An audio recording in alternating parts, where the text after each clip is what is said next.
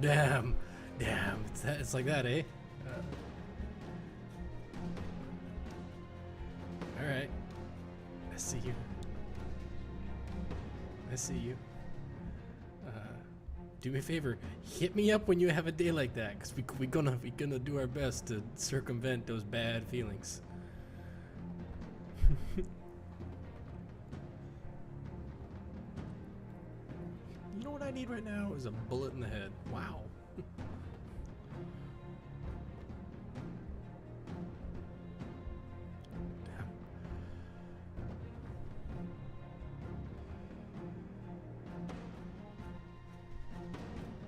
No worries. I'm waiting to adjust my screen captures.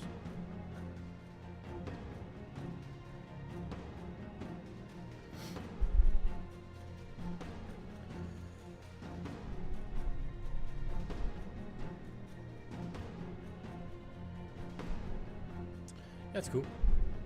Doesn't bother me. I mean, like clearly it's just another place for you and I to chat with each other.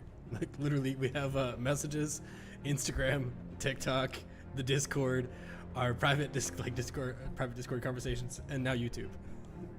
I'm like, how many ways can Malcolm and Thomas talk to each other? It's what that's become.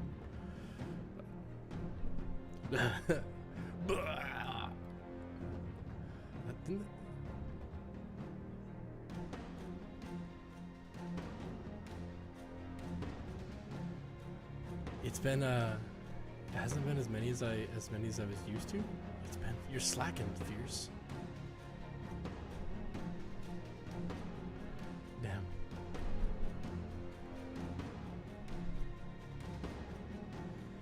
All right. Webcam shrinking. Webcam shrinking.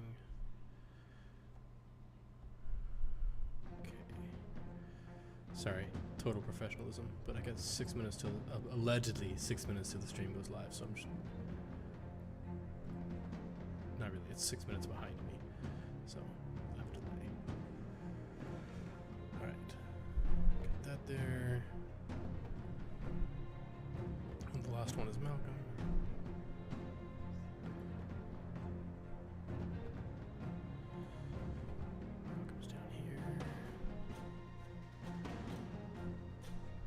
Yo, sorry, I was just speaking to myself about adjusting my OBS. Okay. No, I appreciate it. Makes me feel like the smartest person. It's awful. I said that to somebody at work.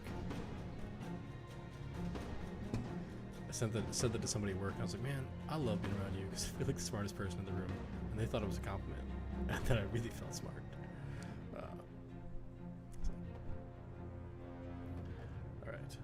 Let's go. This is Fierce's camera. Grab that here. I have it on two different screens. One for like when we're just chatting, and one for when we are on a so like one more that we're showing the table.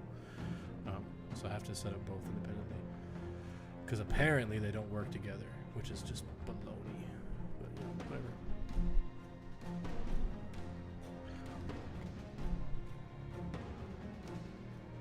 It's the same program. It's probably an easier way to do it. I'm just dumb, and I decided to do it on both. So close this. Okay. So I have waited. I've been waiting for potato. Potato. Not yet, at least.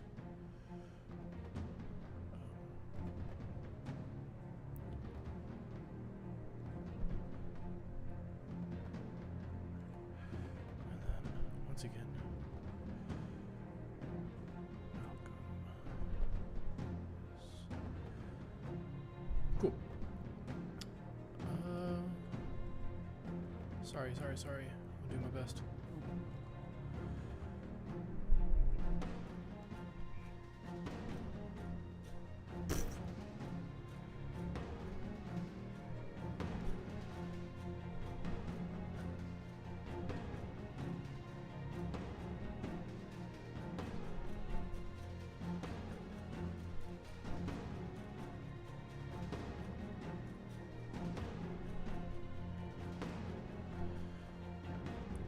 So my kid's kindergarten teacher recently, we start kindergarten on Thursday, and they sent out an invite to this online teaching platform.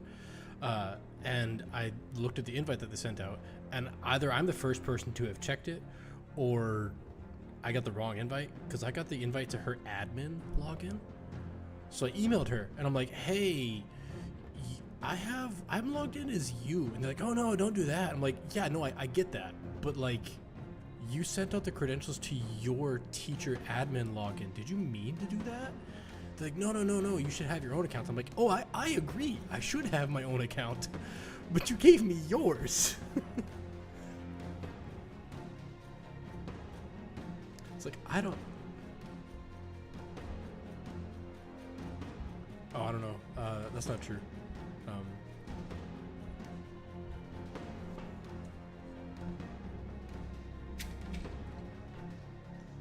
That's brutal.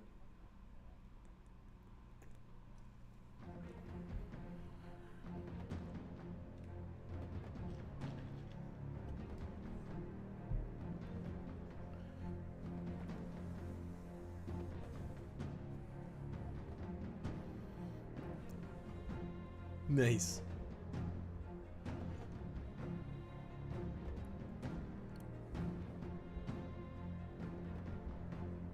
Brilliant. Well.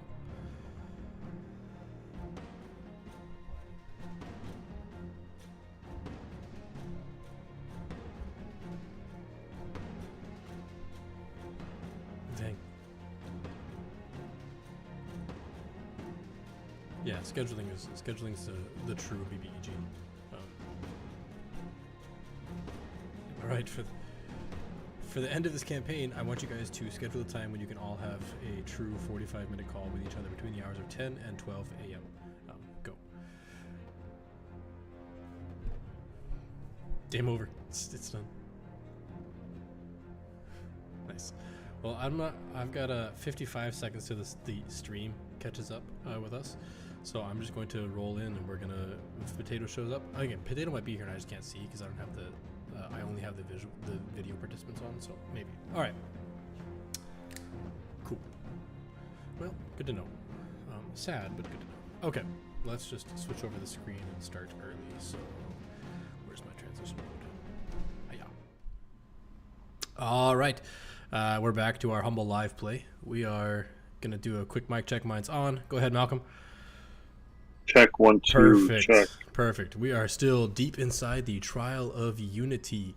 The friendly Emerald Claw is ahead, sharp, precise, unshakable, but our party is right behind them, bruised, breathless, but never broken, at least not yet.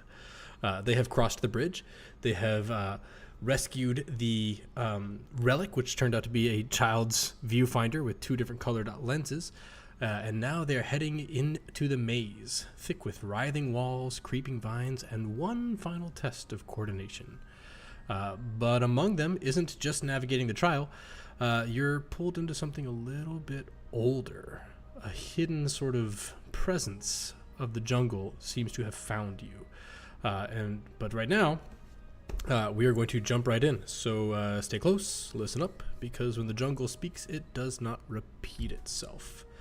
If you're here, we're glad, because this is your turn to roll. So we're going to jump straight into where we left off. Media in res, as it were. It's a phrase I couldn't come up with a long time ago, was media in res. So that means you're going to pick up immediately where you left off. I'll turn off the studio mode, and we are going to briefly recap for Fierce, who may be a little bit out of the know, as they were not here last time. So the group, if you saw the recap, they were walked to the Grand Coliseum in Chult, where the music is too exciting for this. Here we go. Okay. It doesn't fit the vibe. It doesn't. It's not vibing with me. Okay. So you were walked to the Coliseum, where you were introduced next to the Emerald Claw, and in this introduction, you found there were 2 sides of the stadium, left and right, and they were cheering for each team. You would be running the same competition in parallel with the Emerald Claw. You would be diving into a hedge, like a hedge overgrown vine, to find what is called the relic. Then after that, you were required to take heavy crates across a rickety bridge, build a tower on the opposite side of said bridge, and then leave one of your crew to stand atop that tower and guide the rest of the group through the hedge maze. And in doing so, the person on the tower would then need to climb down from said tower and navigate the maze on their own. The Emerald Claw, just to give you the like idea of how it was supposed to go, they dove in, decided to burn the entirety of the vine bramble, burn it away, and pick up their pieces of the relic. Then they moved the lightest of the the medium box across the bridge, and attached ropes to the other two, and then pulled the other two across. Your group very quickly saw that was a good idea, and they copied in very close step behind the Emerald Claw. You wound up, I think we left off in the RP channel where you guys were discussing the best choice for who to leave across, standing atop of the tower. So we'll pick up right there again, media and res, as you, I believe Zenthar and Fang were across the tower. They were like across the bridge, standing atop that tree stump. And I think Bex was looking back, seeing that Sage was seemingly not attentive to the challenge. They were distracted by, just it seems like they're talking to the plants, or they're talking to, maybe they've wandered over to the hedge maze and are, Sage, you would hear something calling out to you, not like a voice from within the maze, but like a presence, as if, how they say some animals can tell when their humans are about to come home, so they go to the front door. It's like this extra sense that they have. You just feel this presence pulling you towards the hedge maze, as you are going, and something is again pulling you over there for your interest. It's trying to get your interest over there in the hedge maze. And I don't remember what Parn was doing. I was asking Lorelei if she wanted to go up, because I'm not going to be able to get across the bridge because I'm a chunky boy. And then I started cutting 2-foot sections of rope out of my cordage. Yeah, tell us about that. Why are you cutting? I'm gonna make arrows to point Lorelei through after she tells us which direction to go, so that she can just follow arrows rather than try and do it from memory. Clever. All right, yeah. So let's just jump in. I'm gonna kick the scene off to you guys and fade into the background as the omniscient God of gods that I am, humbly the God of gods. Look, you can pray to Torm, but Torm prays to me. All right. That's right. Go on, peasants. I turn the scene over to you as we'll go back into some more lively music here. How far are we from the side? Like, to get how long? Yeah, how far would we have to travel to get from one side to the other? Fully from like one side of the Coliseum to the other? Or from from the tower to the maze? Yes, you said we have to like get over or get up it. Yeah, so on the screen, you're I think you guys are on the same screen as me, right? On the Coliseum map? I am on a bridge. Cool. So let's talk about that bridge. I will use the non-snapping fingers to show you what I'm thinking. So this right here is no longer there. It was burned away by your group. Similarly, there's another one of those over here just off screen that we can't see. I only generated one because it is clearer this way. Then your group had to get up here, take these boxes, move them across this rickety bridge, which they discovered was newly built. Wow. However, it was built shoddily to only be able to sustain 150 pounds. Parn, being 225, would not be able to even walk across it himself, let alone carrying a box. So currently,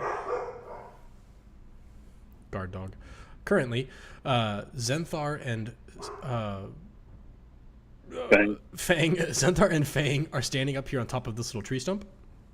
I believe Parn is somewhere like right around here. My mouse is being screwy. Somewhere around here.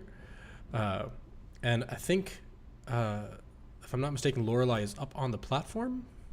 Mm-hmm. Yeah, so Lorelei is up on this platform, having helped them pull the crate across. Sage, you would be off in this distance over here, listening into the hedge. Most of it's going on behind you. It probably fits that you weren't really able to, like, you don't know what happened, because your character also doesn't know what happened. They walked into the Coliseum, and just like the Bugs Bunny, the scent vapor pulling you across the Coliseum floor, something pulled you over to the other side. So the answer to your question, it's maybe 200 feet from where Lorelei is to the entrance of the maze. The maze itself, let's see if I have a good measurement on the maze itself. It's about a 200-foot maze from start to finish. So it's a pretty big maze. Yeah. Did I successfully over-answer your question? Mm-hmm. Perfectly. Perfect. Over-answered. More complicated than it needed to be. Good job, Thomas. All right. Well, that pulls me back. So if that's where we're at with the description, again, I turn it over to you folks. Do we have to get the boxes across the bridge? Already did that successfully. The boxes are not shown across the bridge, but the boxes are successfully across the bridge. Okay. So I, as Sage, am just gonna stand up straight and kind of look around and be like, what are we doing? We're trying to get through the maze. Perhaps you should stay close to Pawn. Oh, it's okay. The hedge will tell me where to go, I think. Probably. I think so. That would be very useful. Mm-hmm. Yeah, you just follow the maze.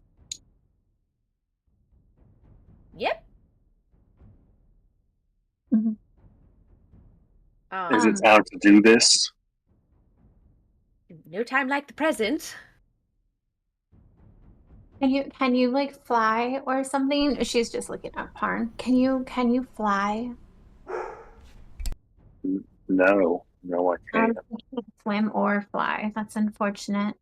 I can't either yet, but maybe someday I'll learn how. Do you think you could just like I've heard this term before of a swing. Can you just like Tarzan swing like across, like using the bridge as a just hold on and be like, or do you think you'll just fall? I don't think that the bridge would let me get across. You can't cannonball. Is there a way around instead of this bridge? So we ourselves don't have to cross spheres if that wasn't. No. Okay. Yeah, that's correct. Only one of us has to go over. In fact, none of you have to. You could have just gone straight for the maze. But Sage, as you look over, you see Quetley Knox, not Dr. Quetley. Quetley Knox, the Aarakocra from the Emerald Claw, is standing atop. They're totally capable of flying, but they're standing atop their crate, and they're just calling out like, Are you scared? I'm just gonna yell at him. Are you scared? She looks over and she goes, "No, I am directing my team to the correct path through the maze." What path? What maze path? You. Do I speak Parn is going to walk over towards Sage and just start pulling her. Yeah. I'll be like, what path? Where are we going? What direction it's time are we to going? go into the path. I'll show you. Oh, okay. We're gonna go in the path. You just yell at me I just the keep right way. pulling. Yeah. Going with you. Quetley. I look to see if Fang and Zen are walking towards it as well, or if they're already there.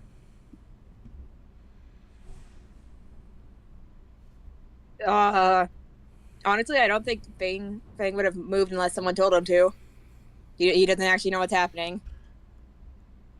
Because Will you two come down here?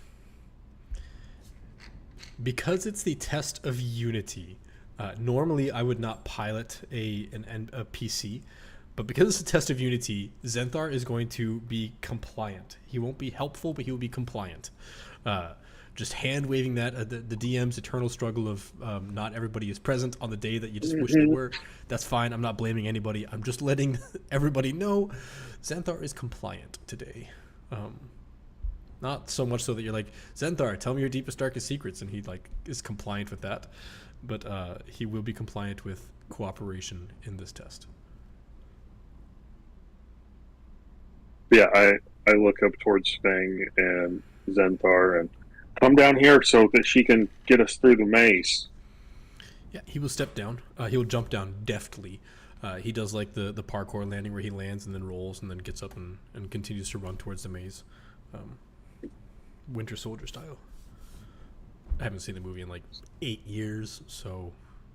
It's the best Marvel movie. Is it? I think so. I didn't like Bucky, but that's okay. All right. So you head over there. I am not okay with that statement. All right. Have a good night, everybody. I'm gonna kill Parn now. Told you guys I was gonna be first.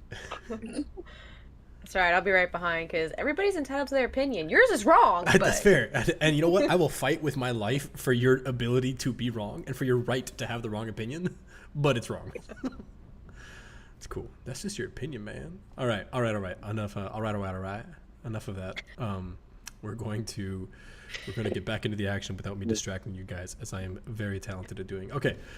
So Zenthar jumps down next to Parn, turns around, looks up expectantly at Fang. Come on, they're getting ahead.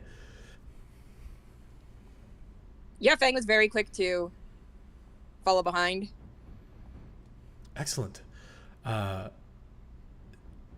Lorelei, as you see them run into the maze, an unnatural fog swells up around the maze itself. It's as if the vines themselves, the hedges that the maze is made out of, are letting off all of their, it's like they're sublimating all the water that's on them.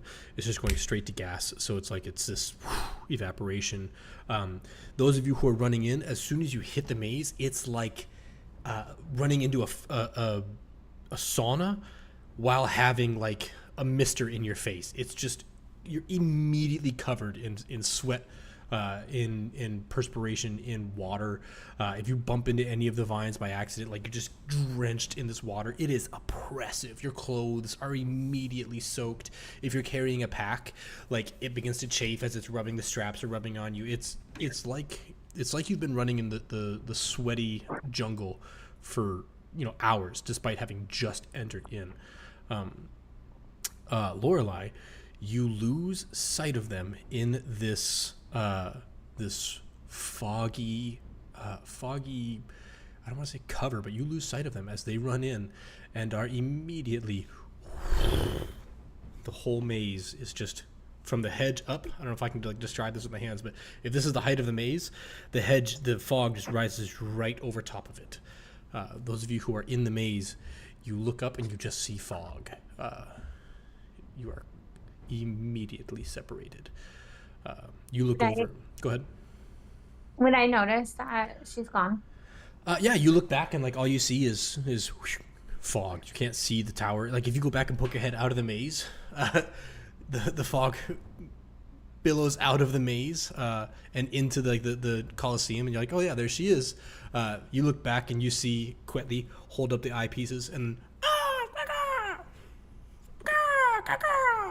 Can I try and hold a hand out for her, pulling Parn one way, me trying to put it through the other, you're separated by about 50 to 60 feet. She's way up on a tower. There's a bunch of ground, and then the start of the maze. Oh, okay. I want to send her a message and be like, look, Laura, that's not the way you go. She's on the tower. You're in the maze, unless you stayed with her. No, I would send her a message. Okay. So. Like in her mind, right? Wouldn't I be able to see? Yeah. So what I'm going to do is I'm going to drag Parn and Sparrow and Sage to this map here. And I'm going to drag Lorelei. I'm going to leave you on the overhead page. Those of you who are on this page over here, I'm gonna ping you to where you are in this maze. Don't move yet, because we're gonna resolve the Lorelei issue before we resolve the you guys are in the maze issue. So Lorelei, your party runs into the maze. You are separated by a layer of thick fog.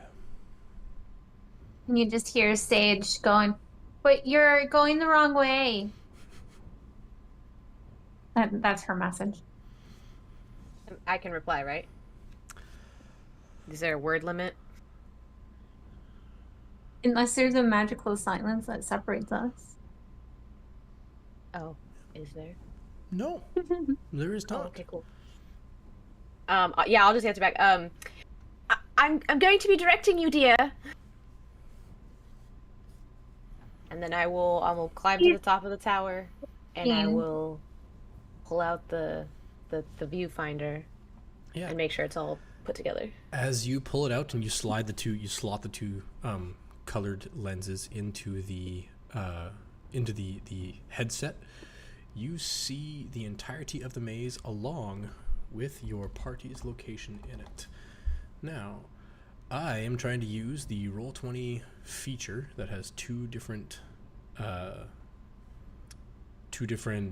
whatchamacallums, two different maps. So I have you guys split across two different maps. So it's going to take a second while I try to get the second. I forgot to draw the second map up here. Lorelei does not see any of the walls in this maze, so they will have full access to guide you all through it. I am going to try to mirror your movements on one page. So let's put the stream on the Fog of War page. I said the stream on the Fog of War page. Okay.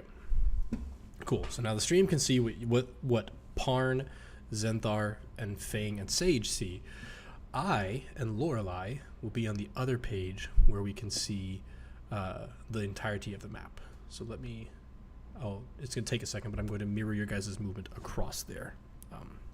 Cool.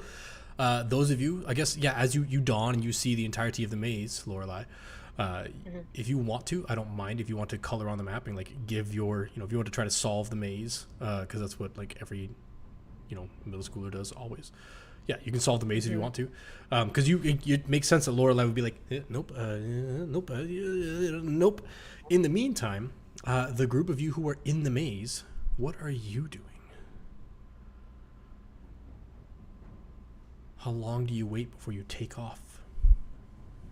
Arn has set down all 50 pieces of rope, and he's tying a knot at the end of as many as he can before she starts. Okay. What about you, Fang? He's down on his full force again, and he's just head to the ground looking around. I need to give myself I shouldn't have done this in green. Nice. That's brilliant. I'm proud of you. I feel bad for you, but I'm also proud of you. Hashtag winning. The pain on your face is like priceless. It really is. All right, I'm gonna have to record. Oh, I can't. Dang, you're hiding behind your cutout on the stream. That's hilarious. No, you don't have to adjust for me. I just like for my own personal joy. Yeah, that's where your token is. You're like, I'm hiding behind my token. Nice. Well, so as Lorelei is trying to and this fits, right? Lorelei is trying to map this thing out. She's picking out these viewfinders and trying to find the path through the maze. Sage, Zenthar, Fang, and Parn, how long would you wait before you take off in a sprint? Did I not put you on the map, Lorelei? Oh, you're not even on that map. But you can see it, right? You can Lorelei the map. There you go. Okay, you are on the map, so you can. Perfect. We're good. Excellent. I actually would want to you can kind of see me like really looking around and taking it all in, like kind of like touching things, like kind of see if I find anything familiar. Because oddly enough, not a smart girl, but also not a smart girl, but also kind of, because she's actually really good at geography and knowing the layout of stuff, just simply from, all that time living in the jungle. Yeah. Yeah, there's a certain element of this that feels like home to you. You would probably be at least partially aware if you like the pantheon that you would be aware of, just because it's Chultan pantheon. You'd be aware of an older god, just because this is kind of like in theme with where you are currently. There's a god called Ubtao. Ubtao. Now, those of you who are in the society, you'd be aware of Ubtao, but it'd be like talking about the great Mongolian Empire. Like, it's not real anymore. It's real historically, but it's not current. Ubtao was a god at some point, but he got so frustrated with Chult and the people in Chult that he just said, like, you're on your own. I'm done. I can't do it anymore. Goodbye. So he abandoned Chult. Sage probably doesn't think that he abandoned Chult. The natives of Chult believe that they just have to navigate the maze within themselves to find Ubtao. So that's probably the god that like calls to your memory in this situation. That you're not alone. You're just Ubtao is sending you into a maze now to solve the maze on your own. Anyway, so just to give you some context there, this probably feels a little bit like home for you. But Parn is cutting rope, tying rope. Sage is getting in touch with her, I don't want to call it her nature self. And then... He's wandering around. Yeah. Fang? He's just looking for a maze snack. He's hungry already. Yeah, the walls are decorated with maze snacks. These vines appear to have berries on them. He doesn't want that maze snack. He wants living maze snack. Oh, disappointing. Okay, perfect. Then with that, I think. Can I tell if they're edible? Yeah, they are. They'd be like the same as like cedar berries. They're not like yummy. They'd be really bitter and sour. But they're not toxic. They might give you a stomachache if you had a whole bunch of them, but they're not toxic. Juniper berries. That's what I was trying to think of. I was like, what's a cedar berry? Yeah, but sorry. That's okay. A juniper berry. Yeah.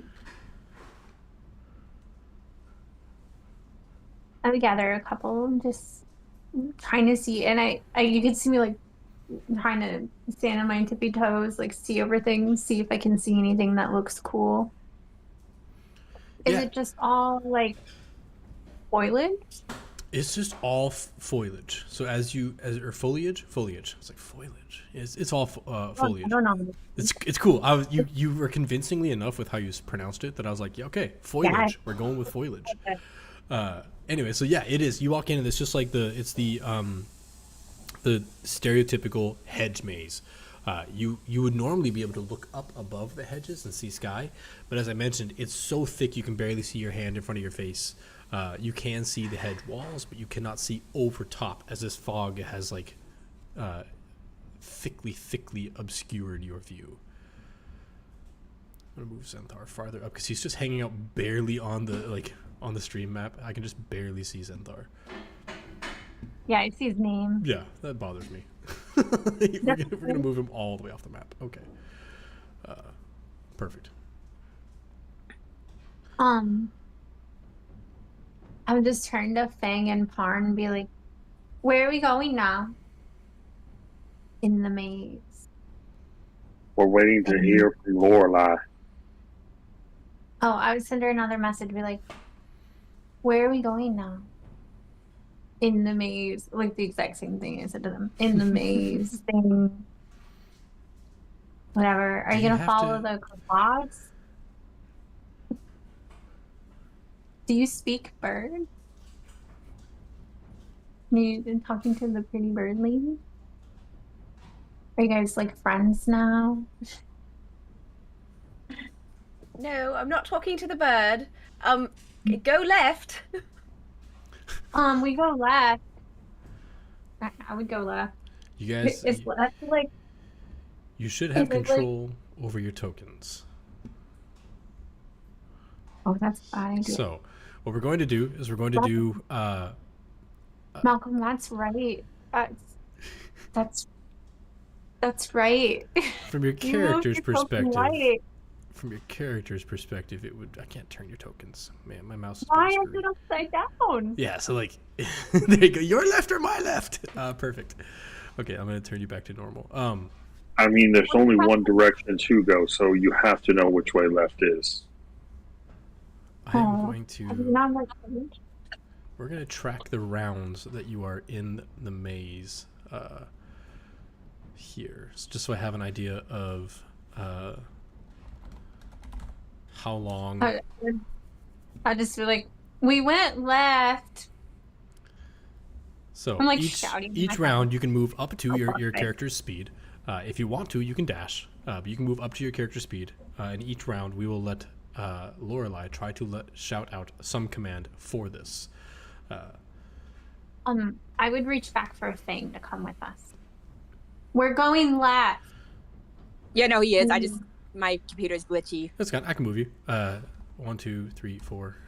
Like, yeah, as soon as he heard left, I mean, I don't know if he can really tell the difference between right and left, but he can see there's only one way, so he's just gonna book it that way. Perfect. Run face first into the bush and then blame the bush. Thunk. Yeah. Good sir, come on. So let me move them to where they are for you, Sage.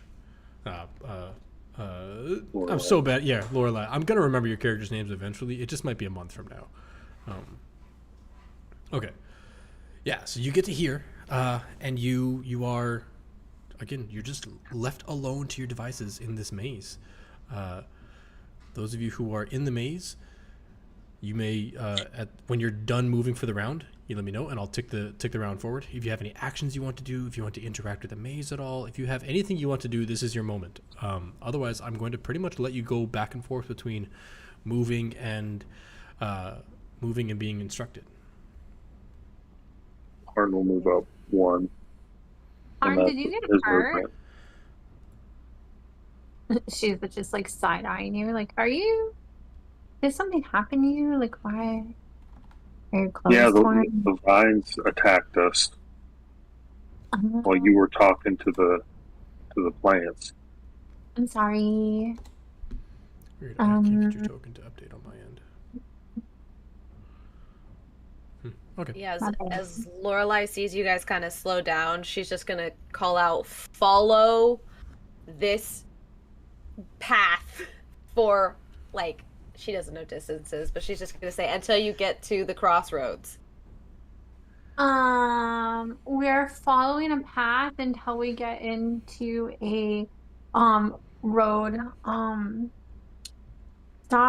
cross. Yeah, a crossroad.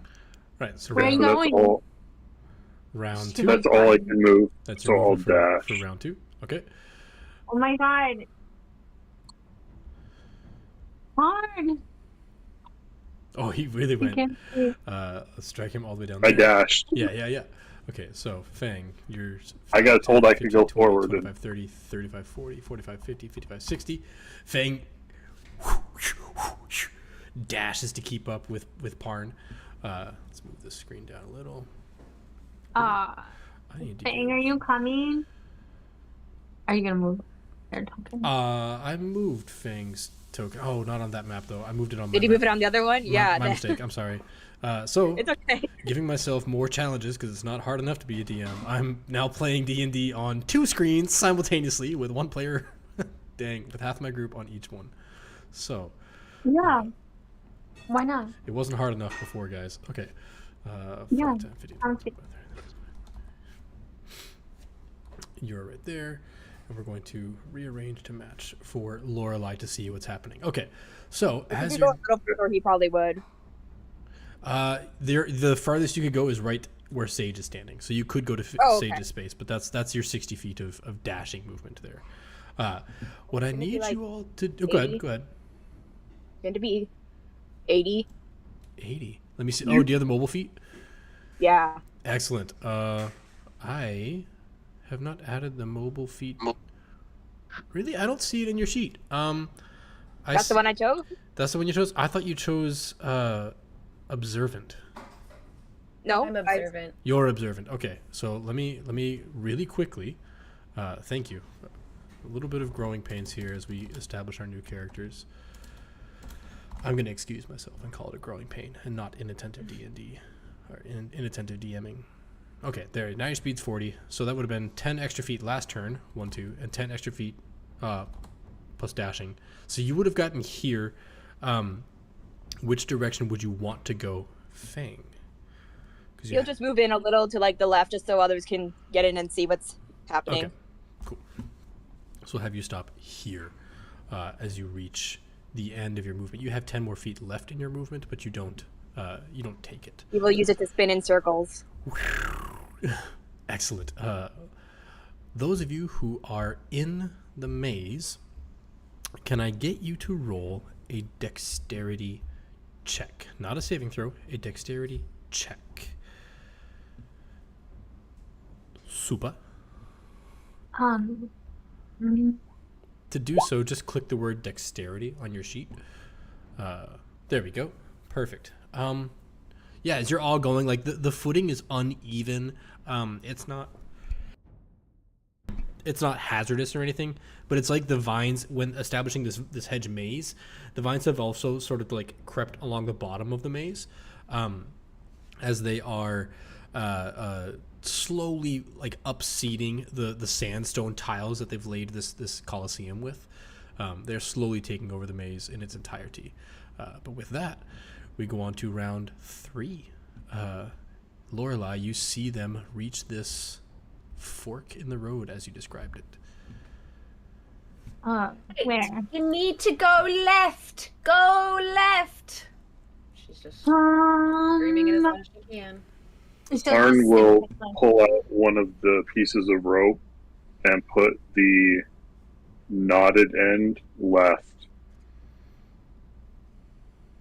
Now, because Lorelei is looking down at the maze at your heads, I don't think they would see the direction you lay the rope. However, Malcolm, why don't you use your measuring tool to point which direction you want the rope to go, and I'll lay it, or I'll paint it on there for you. Show me which direction left is. Yeah, for you. I'm gonna change color to make it easier to see. Okay. It was brown, so it wasn't gonna Nice. do very well.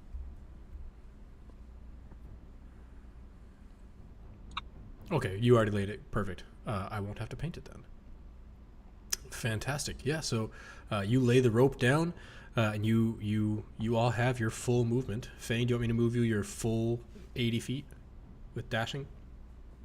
Yeah, well, first you'd have to wait a bit for partner or Sage to come, because, again, he doesn't know the difference between right and left. Nice. So, after he knows which way to go, then, yeah, he just takes off. I just grabbed your whoops. I'm going to lock the position of that so that I don't grab it again. How do I... Oh, I can't lock yours. Okay, cool. I'll just be careful not to grab it. Grab Parn, move him here. Fang, 5, 10, 15, 20, 25, 30, 35, 40, 45, 50, 55, 60, 65, 70, 75, 80.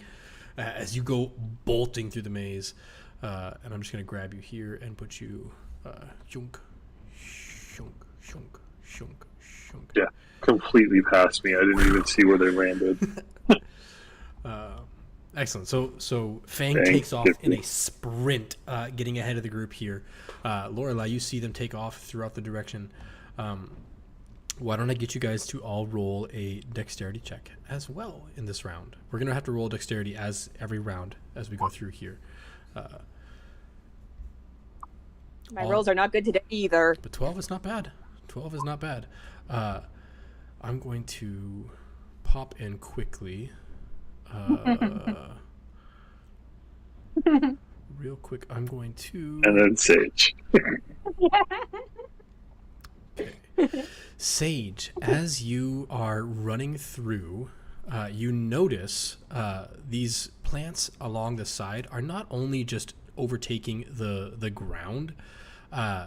One of them like finds its way, you step shortly before the vine, but when you go to lift your foot, somehow the vine has worked its way on top of your boot, and you fall and kind of like stumble a little bit. There we go, change that. I'm going into your character sheets and changing one small thing. You can probably see what I'm changing. Okay, good. One more. Whoops. Always. Okay. For this purpose, on this map alone, I do need those rolls to be as I set them up. Okay.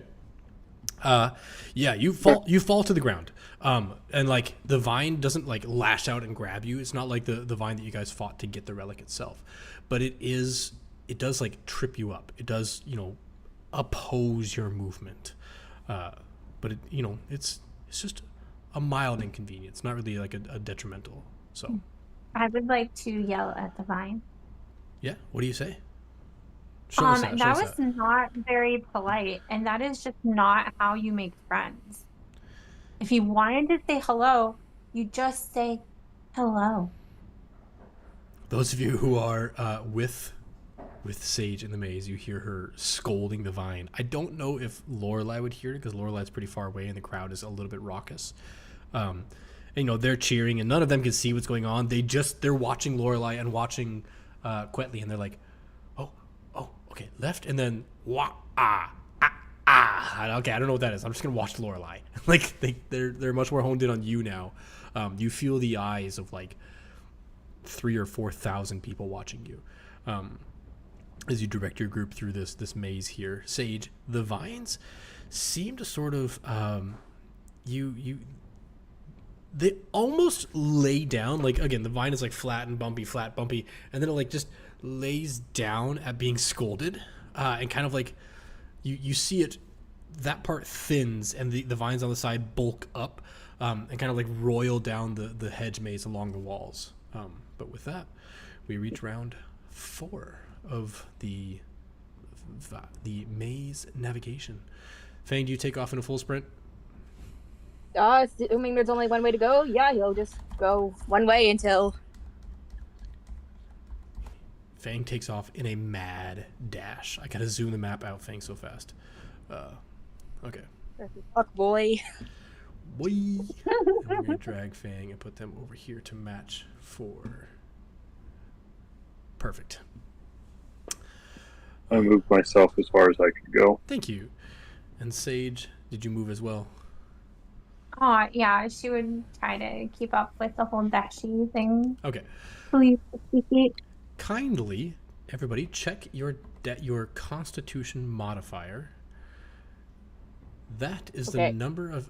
I think we looked this up last time. You can dash 3 plus your Con modifier. If you dash any more than that in a row, you gain a level of exhaustion. There is no save for that. It is just an automatic, unfortunately. Was that the third? Or 4? That is round 4. Okay. So, whatever your Con modifier is, add 3 to it. So as long as you have a Con modifier of 1, you can continue to dash this round. Now what? Yeah, as Lorelai feels the stadium checking on her and staring at her, her flowers turn kind of pink and white. But she just kind of powers through, and she just says, "Keep following this line you're on. Just go." Excellent. That would be round 5. Fang, do you still have enough power to dash? This is the 5th time, or? This would be the 5th time. Yep, he's good. 1, 2, 3, 4, 5. Sorry. 5, 10, 15, 20, 25, 30, 35, 40, 45, 50, 55, 60, 65, 70, 75, 80. And I'm just going to drag Fang, Ka-chow, here, and here. Excellent. So Fang takes off in a wicked sprint again. Definitely separating from the group. It almost has the sewers of Baldur's Gate feel to it. Can I get clarification on the dash thing again, just to make sure? Yeah, let me find the actual rule so I can read it like a good DM. I believe. Why would you do that? I mean, you know, rules as written and rules as intended. Okay. Dash action in a chase. Loading. During the chase, a participant can freely use the dash action a number of times equal to 3 plus its constitution modifier. Each additional dash it takes during the chase requires the creature to succeed on a DC 10 constitution check or gain 1 level of exhaustion. So I guess you do have a save. Pretty easy save, honestly. Does it increase with the number over? No. Okay. Now, yeah, so no, you're good. And in fact, it doesn't reset. So until the end of the chase, you only get 3 plus your con. So it's not even like in a row. It's like if your con is 1, you get 4 dashes that chase. So it's a little bit less than I thought. Okay. So, I need to catch everybody else up. Parn ran up to here. Sage ran up to here. Cool. As we all see, I think that's where. No, Sage, I went too far. You guys are fast. Yeah. All right. That was the 5th round. As we roll into the 6th round, Lorelei, you see them making steady progress through the maze. I'm just gonna yell out, "Bang! Wait!" and try to give Sage and Parn a chance to catch up. Okay. Got tiny legs. Left and right.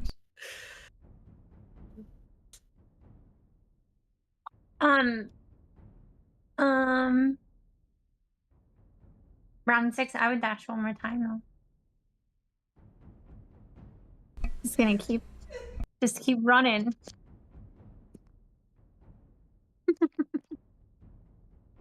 May drag Parn up to where they're at for Lorelei to track. 20. Sage, we'll drag you up. 30. I can go 30 more feet. You have 30 more? 55. Oh, I'm right by Fang. Perfect. So Fang and Sage reunite. Parn being left. I would try to high five. I've got small legs. Spinning in circles. One more save from you folks. One more, dexterity check as you guys are rolling through here. Perfect. No. Perfect. And Sage, I see your 6. Hallelujah. As you are all going along, you, Parn, you tried to catch up to your group. We'll handle this with you being first in the back. As you okay, one more time. And you take off in a sprint, you feel something like you grab your axe behind you, and you notice like you've somehow errantly your axe was hanging, it was sheathed, it was slung across your back or something. It caught the corner of this hedge as you came around, and then you realize oh, it's not just the axe. When you turn around to grab and tear your axe out of the wall, you go and grab your axe, and the vine wraps up around your hands, and now you have your axe, but you're stuck to the wall. You are restrained. And unfortunately, Sage and Fang, as you got the exact same score, guess what? You're also restrained, as you are all stuck to the wall. Now, Lorelei, you have the observant feat, so it's pretty likely that you might notice that they're next to the wall, because again, you're just following their head, right? And you can see bits and pieces of them, because while the lenses have moved the fog away, it's not like you get X-ray vision to look through the hedges here, so you're only looking at the height of them barely. I would say that you probably are aware that they are not moving, but I would say you need a pretty good perception check as an action to see that they are restrained. And I know we're metagaming because Lorelei wouldn't know to make a perception check, but you can choose to either give them instructions or make a perception check. As we roll, that was the end of round 6. Yeah, so we roll into round 7 here. We'll start with Lorelai. Yeah, I'm gonna make that perception check. Oh no. It seems like they're frozen. They seem to be frozen with you know what? You did tell Fang to wait, so Fang's just waiting. Why do you think? I guess rather than me explain it, why does Lorelai think that they stopped moving? She probably thinks that Fang is still just waiting, and as far as everyone else goes, she thinks that they're just like taking a breather, maybe like they've been running and just needed to catch their breath for a round or something. Very fair. All right, Fang, you feel the very same thing as Sage does, as Parn does. As you come around that corner and you stop and you turn around to wait, like maybe you kind of peek around the corner to see who's coming, and as you're peeking around, you notice like your tunic or your cloth or your cowl gets a little bit tighter than normal. It's kind of uncomfortable, and like you don't like wearing clothes anyways. It's a very like civilization thing, and you just didn't do it in the pack as often. You feel like your clothes are constricting around your neck a little, and you pull at it, you tug at it, and it's not your clothes. You go to grab it, and there's a very thick vine, like 2 or 3 inches thick around your clavicle, holding like your torso to the wall where you're trying to get out of it, and it's wrestling you closer and closer and closer. What do we see on Fang's face, or like what if we could see Fang's emotions? What's your reaction to being restrained by the wall? Honestly, at this point, I don't think he's too concerned. He's like, "Oh, this again." Not the first time you've been wrapped up. Oh yeah, you got wrapped up in the last trial. Okay, that makes sense. Well, this trial in the last half of it. Sage, you've not the first time you've been grabbed by this maze. Like I bust out the whole finger pointing thing. I thought that we had this conversation a really long time ago. It is not nice to grab people without asking them first. That's what I was told, that when you meet people, you're not supposed to just grab them or tell them all about your collection of, different leaves that you put on the ground at your house because you thought they were cool, even though they're super cool and everyone should know about it. But you're not supposed to just grab people without asking. And I already told you that you could just say hi. So what do you want? She's legitimately asking, by the way. What do you want? Yeah, you Would it answer? You feel a you look around and like you sort of feel this soft wind chime, and again in the same way that you feel heavy bass, you don't really hear heavy bass, right? You feel heavy bass. In the same that sort of like mentality, you feel wind chimes, sort of soft yet sudden. And as you're like looking around, you see a tiny little black-bodied, wearing a white mask. And when I mean black body, like Vanta black body, like they're wearing a diving suit. I think I have a thing for them. Let me see. I can see it. Yeah. You see, I really thought they gave me art for this thing. Try to crouch down to its level, so just like, and then because I feel like I would be so much bigger than it, I would whisper, but it's actually kind of loud, like.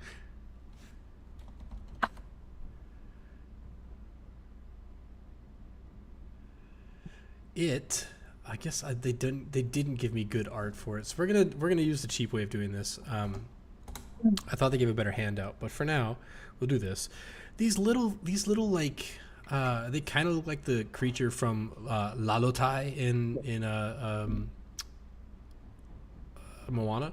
Owls. That like creepy thing. They kind of look like something out of Spirited Away. They're these little black. It's very difficult to tell their body features, but their mask is this very vibrant white, very contrastly white, and it just looks at you like. Do you need help with something? Are you trapped? Do you want out of there? It's like walking along the vine. like maybe it's walking along the vine that's like restraining you, and it comes up to your ear, and it lifts your hair, and it's trying to look in your ear, like it's looking in your hair, kind of like a gibbon would like look through your hair for like insects, and it's just looking through you like. Would you have brought your pack with you on this like would you have left it at the guild? Did you have left it outside next, like hanging from a tree? Would you have all of your material like slung across your back? Probably I wouldn't have even remembered to take it off the entire time unless like I was just finding cool stuff. But most of the cool stuff I find I have tied to my hair. So I would still have the pack, but also Barn would be hidden in my hair, like as the trees, Yeah. The little branches, because the branches turn into him, kind of. Yeah, so like I imagine they lift up hair, and Barn is just like, or Barn is just like right in this thing's face, and it kind of like Barn's like, even though they're so small. Yeah, and he like he's almost the same size as Parn, right? Like he's slightly smaller than Parn. So they put their hands out and they're like trying to move Barn's hands around. That's gonna be a nightmare for me, Parn and Barn. I'm so sorry. Don't apologize. It's gonna be awesome. Tell me something else. No, it's perfect. So yeah, we see these little nymph-like. That's wrong. They're not nymphs. They're these little spiritual creatures hanging out with Sage. Parn, it's been a while since I'm gonna try to touch them like in a nice way, like put out my hand, when you try to get like a frog to jump in there, like, oh my god, I'm your best friend now. Yeah, when you extend your hand, they like I stay super still. Even though I'm restrained, so I don't know how far. She's like hand barely out. Yeah, that's fair. Parn, what are you doing now that you're grappled by the vines? We'll come back to Sage in a second. What are you doing grappled here? Is it completely restraining my axe? You have the grappled and restrained condition. That's the but you could make a strength check to break free and grab your axe. You just can't use your axe to cut through it. If you had something else that you wanted to, you could, but your axe has the restrained movement, so like mechanically you couldn't swing your axe at the thing. Okay. How thick are these vines? I described them to Fang as like 2 to 3 inches thick, so they're pretty sizable, like sapling vines. Yeah, he would immediately try and break free. Yeah, give me that strength check to try to break out of here. Just a straight strength. Mm-hmm. All right, so we're at do some math. 6 is not enough. As are you raging with advantage? No. Would you allow me to use my inspiration, or would I have had to have declared it before? Did you win in the last session? Who got it last session? It was Zenthar, right? I don't remember. Oh man, I got to go to the Discord. So in the future, these for anybody paying attention, these the inspiration we give out for good roleplay, it's meant to be used in the next session. Since I didn't say that, I'll let you use it now. And yes, even in the future, you can roll a DM inspiration post hearing the results. So we're beefing up the inspiration a little bit, but also making it harder to get. It's only 1 per session, and it has to be used before. So go ahead, you can roll that inspiration. You can take the 23 if you want. That works. Yes, you're you rip the axe out of the side of the vine. It happens to be the same vine that was like restraining you, and you are now free with your axe, free from the wall of this maze. That's your action for your strength check. You do still have movement. Yeah, I'll move. We get to that other map here. Not letting me move. Oh, I must have put you in the wall. Here you go. Can you move now?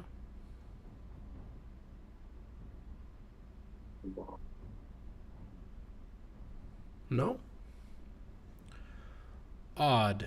How about what if I turn the walls off? It's gonna get real weird because you guys could be like phasing through walls by accident. But I'm gonna try it. All right, here we go. Cool. So let you move a little bit.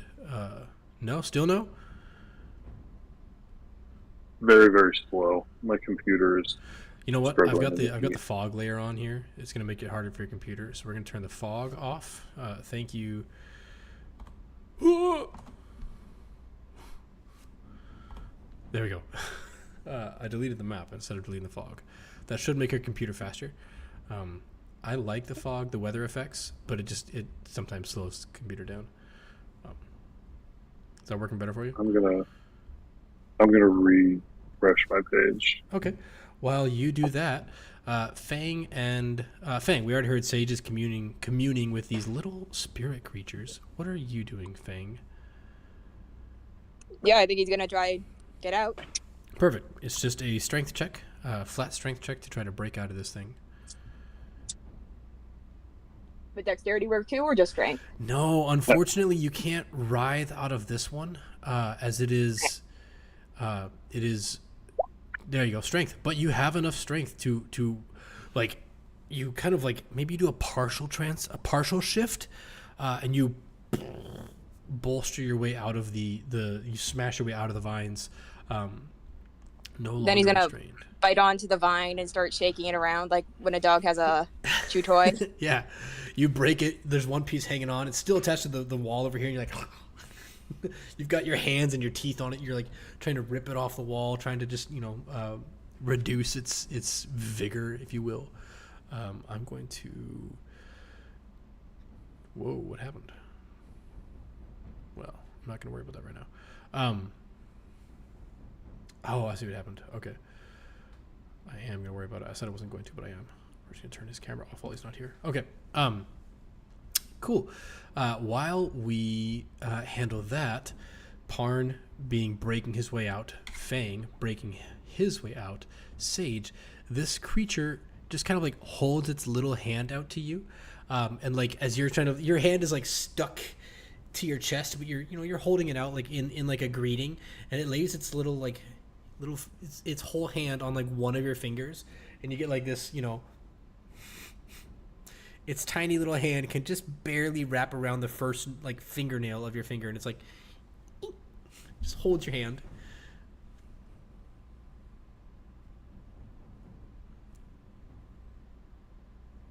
I have snacks in the bag. Grandmother said that's how you make friends, is by giving them snacks and saying hi and asking them about their feelings and stuff. Do you know how we get through the maze? Also, could you let us go with this thing? Like, you can come with us or not. It's up to you. You're allowed choices.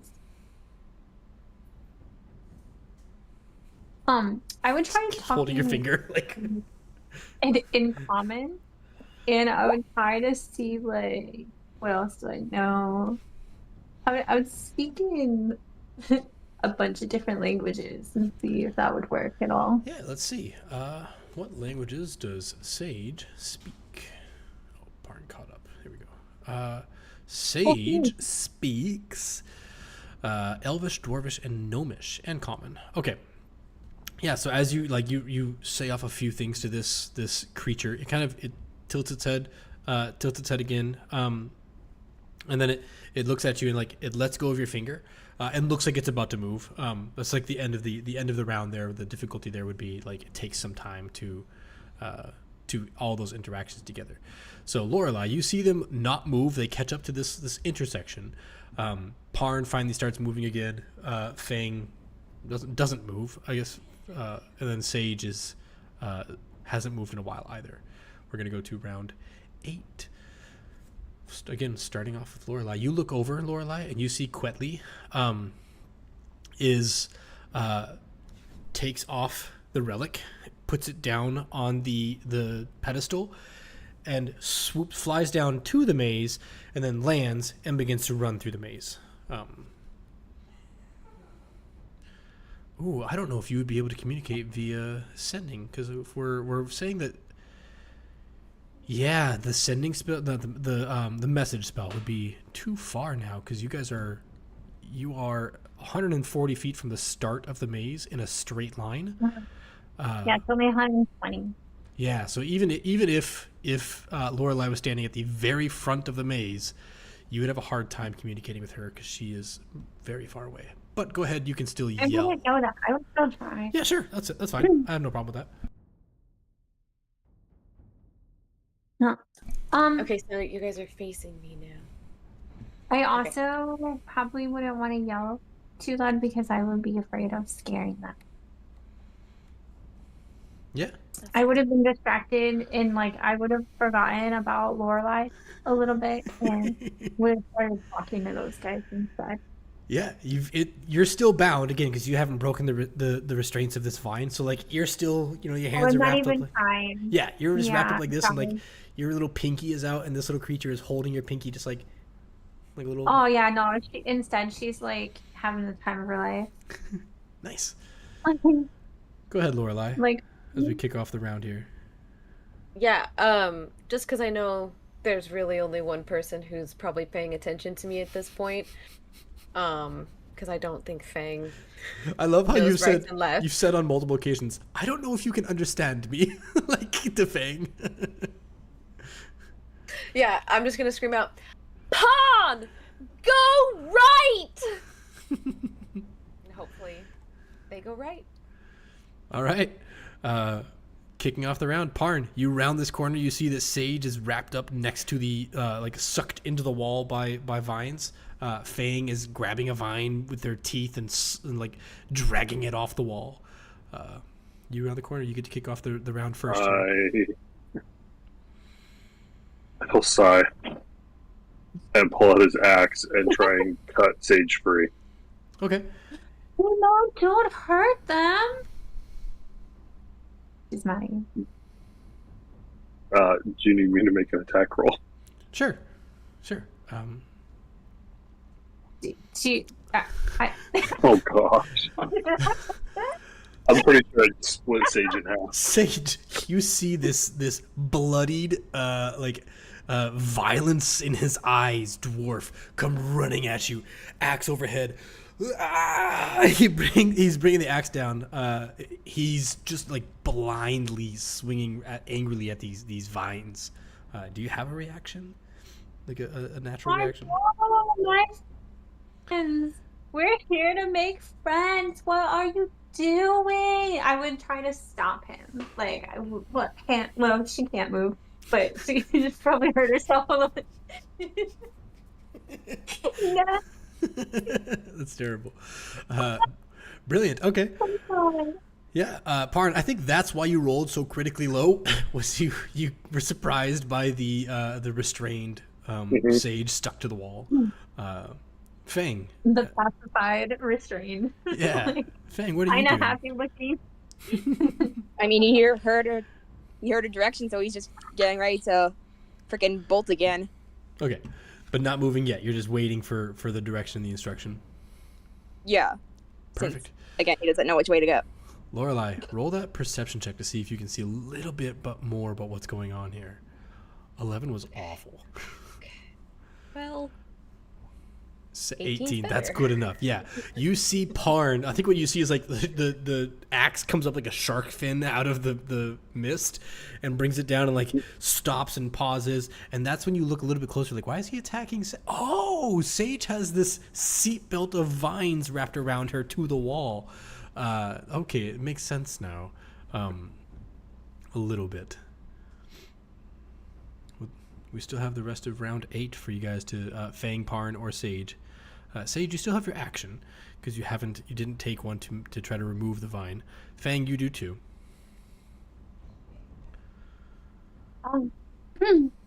My action is that I just am trying to talk to the four things and see if they will come. Can I move now?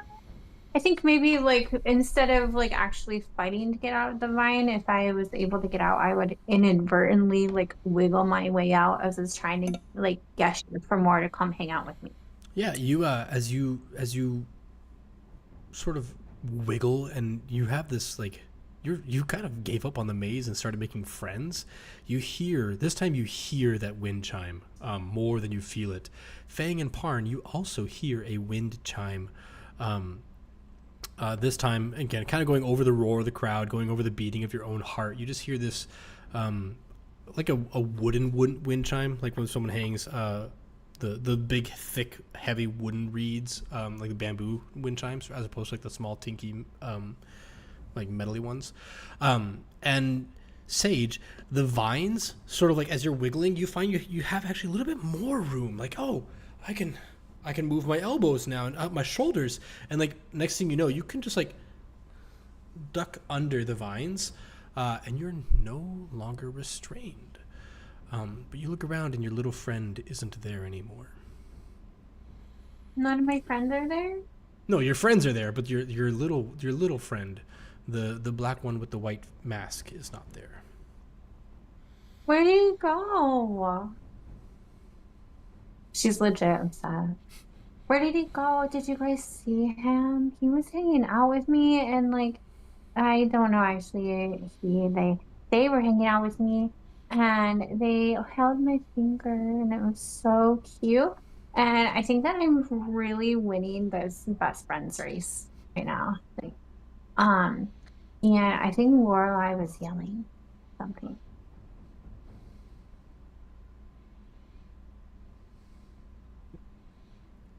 Round 9.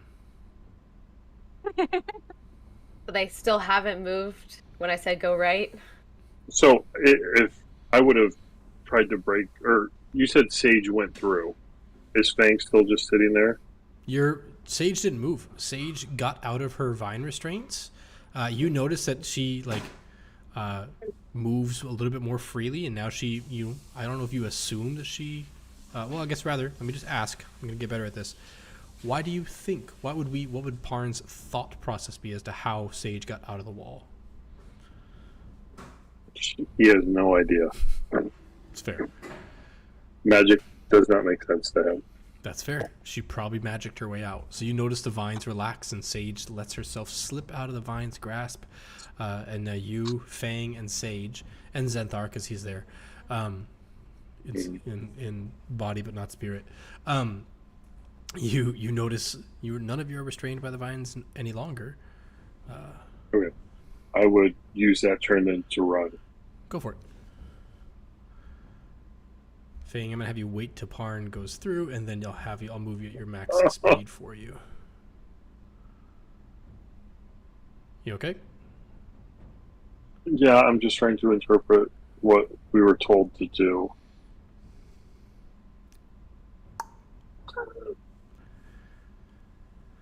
I would follow you, like, if you keep going.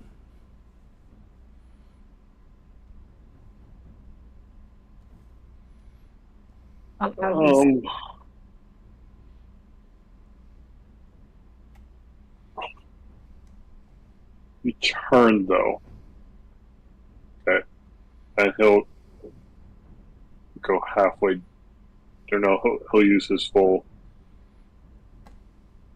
dash. Yeah, you go that way. And 20, 26, 30. That's how far I can go.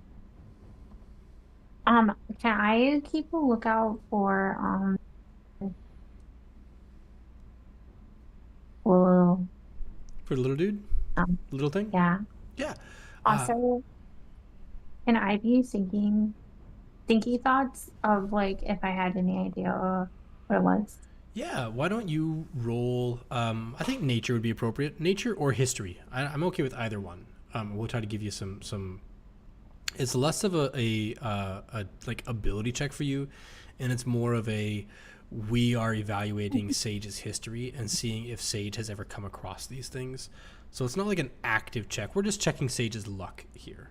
There's no luck rolls in D&D. It's all luck. Yeah. These things are pretty reclusive, and you don't remember ever like coming across them. You're like, you grew up in the Aldani Basin. You came down the Tiriyaki as instructed. You're very spiritually, but you're very spiritual, but you're not spiritually connected necessarily to things like, holy sites and ancient things like that. You're connected more to the earth itself, and I don't think these things would ever be in the vicinity that you were. And maybe your grandmother told you not to go into different places. Like, listen, those ancient sites, don't go there. It's dangerous. It's hazardous. It's sacred, and if you don't have a reason to be there, don't be there. You know, it's okay to be there if you're respectful and if you're, if you're going to be reverent, but don't go there if you don't have a reason to, because that's disrespectful. So that's where these things like to hang out. So it's fitting that you haven't come across them. The 5 being the answer there that kind of gives us that context. All right, Lorelei, they're on the run. They're on the move again. Can I get you all, those of you who are in the maze, can I get your dexterity checks?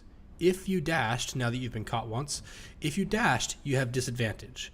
If you haven't dashed, it's a flat roll. I'm going to give you back control over your advantage toggles.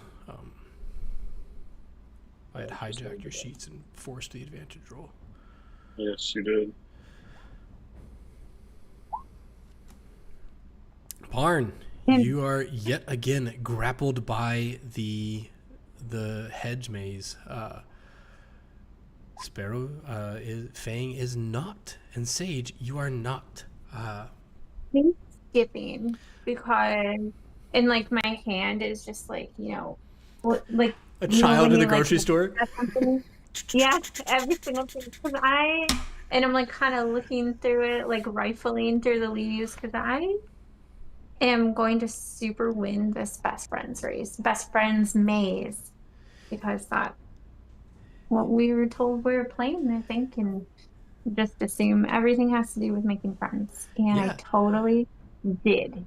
You, as you're digging through, looking for more connection than you are with, like racing, you see, inside the hedge, deep inside the hedge, you see a little face peeking out at you. And again, they're like, I mean, in terms of scale, they're like this big, right? I mean, compared to me, they're like maybe half of my cheek height. And he's tucked away inside the hedge, and he's like,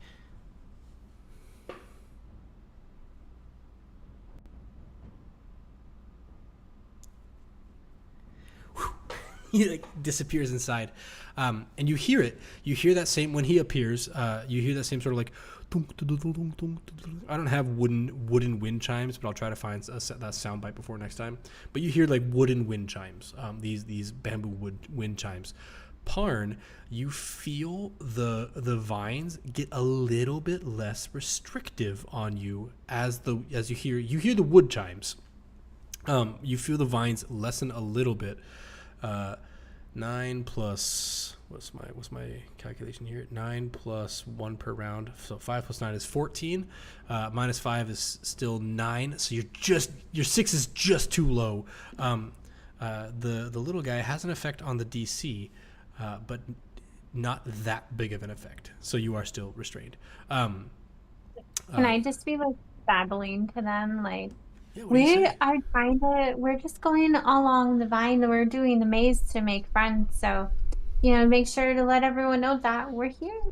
We're doing this. We're, exactly following all the rules like we were told and going the places that we're told to go. Oh, could you let Parn go? I already told the bush it wasn't very nice to grab people without permission. Yeah, and you hear again. You hear the as they like, so it shows up and tips his head a little bit and then goes back in, and you look over at Parn, and he like it's either the same one or a different one, but it's a very similar one. It's over there and it's standing on the vine like like beating, sorry microphone, sorry for anybody whose ears I just assailed. It's like beating on the vine in like a, not a like attacking way, but like a shaming the vine type of thing. Varn, you see none of this. The vine is just wrapping you up, and I don't know if you're blinded by rage. Why don't you see it, Parn? Why don't you see this little thing? My perception of what's going on around me is not very high unless I'm attuned into battle, and right now I am completely caught off guard, and It's causing all kinds of frustrations and anger. That's fair. That's fair. All right. Can I try and like walk up behind Parn to try? I wouldn't know that I was giving the helping motion, but to like no, well, I probably would like to try and help him like relax so he can get loose of the vine, and Yeah. just be like. But I wouldn't like touch his shoulder, but really like kind of hover there, like it's okay, best friend. Like we're just moving along the maze, and you're like super good at keeping up, even though you're like so short, but you're also so strong, which is super impressive. But maybe you start being nicer to the bushes and the creatures in the bushes, then we can probably go to the maze faster and make more friends. I was going through and they attacked us. That means they're the problem, not me. Oh no, you're not a problem. You're really a good addition to fixing things because you're a fixer. But maybe we can take a deep breath in and let it out. To let it out as a yell. Ah! That's good. That's good. Yeah, okay. In. Yeah, totally gonna try and break free. Perfect. So at the start of round, sorry, do we get a call out from Lorelai as round 9 starts? Yeah, she'll probably be like, just keep going now. Just keep going. Perfect. Parn, go ahead and roll your strength. It is. Sorry, Parn would have put a rope down on that last one. Ooh, okay. Let me go ahead and draw that back for you so we can. Sorry. No, you're good. You're good. Strength. Strength. That's correct. You are not at disadvantage, so the 19 Okay. sticks. So yeah, you see, like as these vines are slowly beginning to let go of you, anyways, you see it more of a moment of weakness. The vine has it's fatigued. Fuck you, vine! Ow, damn! I hit the frame. That's what you get for saying F you, Vine. All right. Vines are friends. Dang it! It got me. It meta got me. Oh man! Vines All are friends. Cracked my finger on that thing. Cool fun fact. Yeah, as it releases, it slowly like loses its vigor. You take full advantage, shoving it off over you just enough to like step under it, and it's sort of like it goes back, knowing it's been beaten by you, you strong dwarf. You, what do you do? I think Fang is following you, and Sage is just sticking together to make friends. So you're Now in the that I'm lead. free, Well- I'm gonna start running. How many more dashes do you have left? I have a modifier of 4, 7 total. but it would have been my action to break free, so Okay. I couldn't have done it this turn. 50, 55, 60. So I think that's 5 dashes that I've used. I could be wrong on that. Perfect. Fang, I had you I didn't dash, use but one the first time, and then I've broken free twice. Perfect. I probably had Fang dash too many times, so I'm going to move you back 5, 10, 15, 20, 25, 30, 35, 40. Because Yeah, they'll still be able to outpace me. I think you're out of dashes. So we're going to move Parn. I think he would have run last turn, though. I don't think if he moved it all last turn. Okay. He would have moved, though, because he knows the way now. He's like running fast as he fucking can. Okay, so we'll put Fang over here for Lorelai to track. And Sage and Parn are together. You know what? Personally, as the DM, this hasn't gone as difficult as I thought it would, tracking 2 maps at the same time, because I'm streaming it. So I can just go look at the stream and move it along with that. So I thought it would be harder. Maybe it's not the most elegant thing in experience for the players, but for me personally as a DM, thought it would be worse. Cool. Are you only recording one of the screens? Only recording the player screen. That's correct.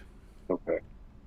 It'd be cool on the VOD if you could have recorded the second one and put it like down below to show. Picture in picture. Yeah. Well, we are going to. Lorelai is going to get put onto the other map and have to make it through on their own. That is a thing that's going to happen. Okay. So that happens. That's the end of round 9. At the end of round 10, Lorelai, you see your friends are advancing through. To show. Oh no. Nice. You're good. Sorry. You're fine. Lorelai, you see your friends are advancing. Yeah, I'd probably scream, "Fang, wait! Just stop!" And Yeah. see what You happens. guys are a long ways away now because you're on the tower, which is about 100 feet away from the maze. And they're 120 feet across in the maze. So 200 feet over the crowd, the roar of the crowd. I think you can do it because you're adept at projecting your voice. But it's not like it's a little bit distanced. But again, no mechanical flaw there. All right. Parn, Fang, and Sage. I need that dexterity check at the beginning of the round. Sage, you don't need to make it anymore. Your DC has decreased so far that you don't feel the vines are even trying to get to you. Oh no, I'm just hanging out at this point. Yeah, and as you run through, you see so many of these little things now watching you from, like, it's like they've called their friends. So now you see 2 of them together, and they're like, they hold each other, like Gibbons. I think Gibbons do this, where like they're always handsy with each other. Like even when they're sitting next to each other, it's like hand on the shoulder or hand on the elbow or hand on the hip. Like it's a very like natural thing to want that connection. These things, as primitive as they are, like they hold on to each other and they're watching you like, oh, they're moving. Okay.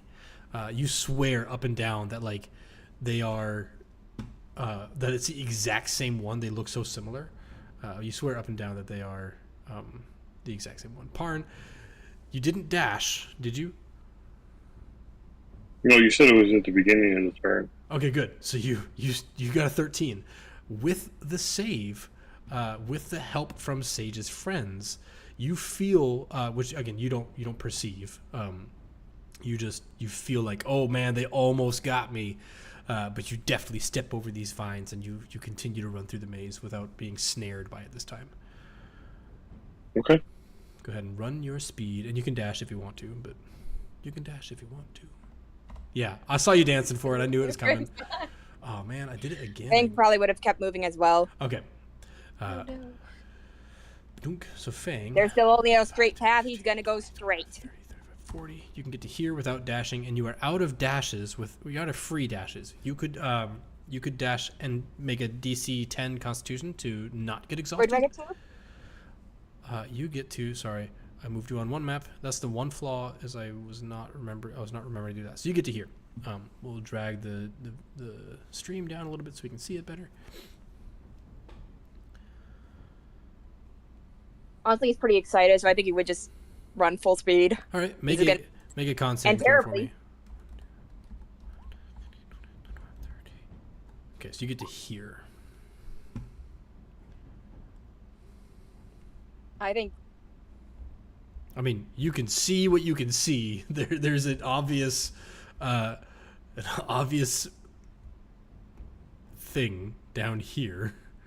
Yeah, I think his instinct would be to go down that way. Perfect, because when you go down there, you see the Emerald Claw sitting out there, like resting on benches and whatnot. Okay, cool. Then Sage and Parn, you are still inside. Lorelai will tick off here to round 11. Officially 66 seconds into this maze run. Lorelai. Yeah, I guess I'll just yell out to Parn and Sage, "You have to keep going! Fang's almost gone!" Makes it sound like he's gonna die. So fast. He's almost done. Yeah, perfect. I'm tired. I love the vagueness. But okay, we're making friends. Now is not the time. Sage is such a departure from Morrigan, and I'm here for it. Nobody is gonna know how wonderful that is, but I'm totally here for it. Like, it's got to be a challenge for you to play the anti-Morrigan. I and Morgan would hate her Oh, for sure. and love her so much. Yeah. She would never tell her ever in her entire life, and Sage would spend the entire campaign trying to be best friends. She would like, she'd love her, but she would have to like be mean to her to make sure she doesn't know that she loves her. Yeah, I'm with you. Yeah. All right. Parn, roll that Do we dex. need to? Roll Okay, the dex yeah. save because you are That's what I still was within the waiting maze. 15, you didn't dash, so you pass. 15 is a pass with the help of Sage's friend that you still have not seen. Again, so for my intents, for just description here, the DC is 5 plus the number of rounds, so it'd be 16. Double, it's disadvantage if you dash, but because Sage made friends with the spirit creature inside, the DC goes down by 5. So the DC is actually only 11. So you pass. I feel like the entire time I would be trying to entice the like spirit creature to hang out with us. Like I'd be like, this is so much fun. I love it out here. Your vines are so pretty, except sometimes they grab people without asking, and that's so not nice. But like, this is so much fun. Thank you. I haven't run around in a while. They keep showing us to like these metal things, which is a lot, and she's just basically rambling the entire time. Yeah, and as like you're talking to them, you're talking to one on one vine, and you walk past, you're jauntily jogging past, you see another one on another vine, and like it continues the conversation knowingly at you as you run past. Again, it's as if you're talking to the same one the entire time. A vine reaches out to. Go ahead. I think I would also start babbling about the people in lives and be like, and Parn, I know that he looks like he's a very angry dwarf and mad, but he is. And also, he's really strong, so it's okay. And our smart friend is up there, but she also has beautiful flowers, like the best.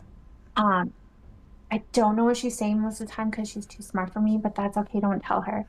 And then our Wolfie is really fast, so he's up there, but you have to be nice to him too. Like she's just going on. Yeah, it's like when you take someone to a house party.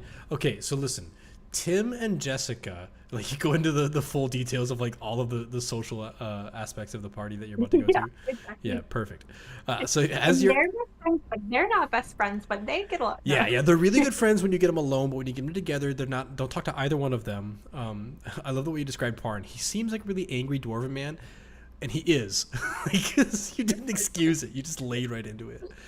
So yeah, as you're talking to them, like there are vines that seem like they're reaching out towards you, and they're just like straddling it, sitting on it like it's riding a horse, and the vine is like coming out towards you. Parn, you see this as these vines are coming out towards Sage, and like they just can't get to her. She's just too deft. She's moving too skilled. But like yeah, it's Sage. You see these little things riding these vines. Parn, you do not. Cool. I feel like she would see me like patting them too. Like I don't know if you would just think that Sage is dumb and like wants to get caught or what, but you would see me like, and this and this and this. Like It's 100% watching like a child or a nerd walk through the Lego aisle and touching every box of Lego. Yeah. Like please keep your hands to yourself. Did you ever see the movie Elf? Like when his first day in New York City? Yeah. And he's running around. Yeah, that's Sage. It's Sage and Jens. Eating the gum off the subway, and yeah, it's Sage. Hits all the buttons on the elevator. Perfect. Yeah. Christmas tree. All right, so next week we're just gonna watch Elf together. Cool. I would never. I'm a horrible movie watcher. I talk the whole time. Okay, with that, Parn runs, catches up with Sage for Lorelei to see. At the beginning of round 12, Lorelei, they're getting very close to the edge. You see now Quetley, because you can see Quetley with your viewfinder. Quetley is approaching, the midway of the maze.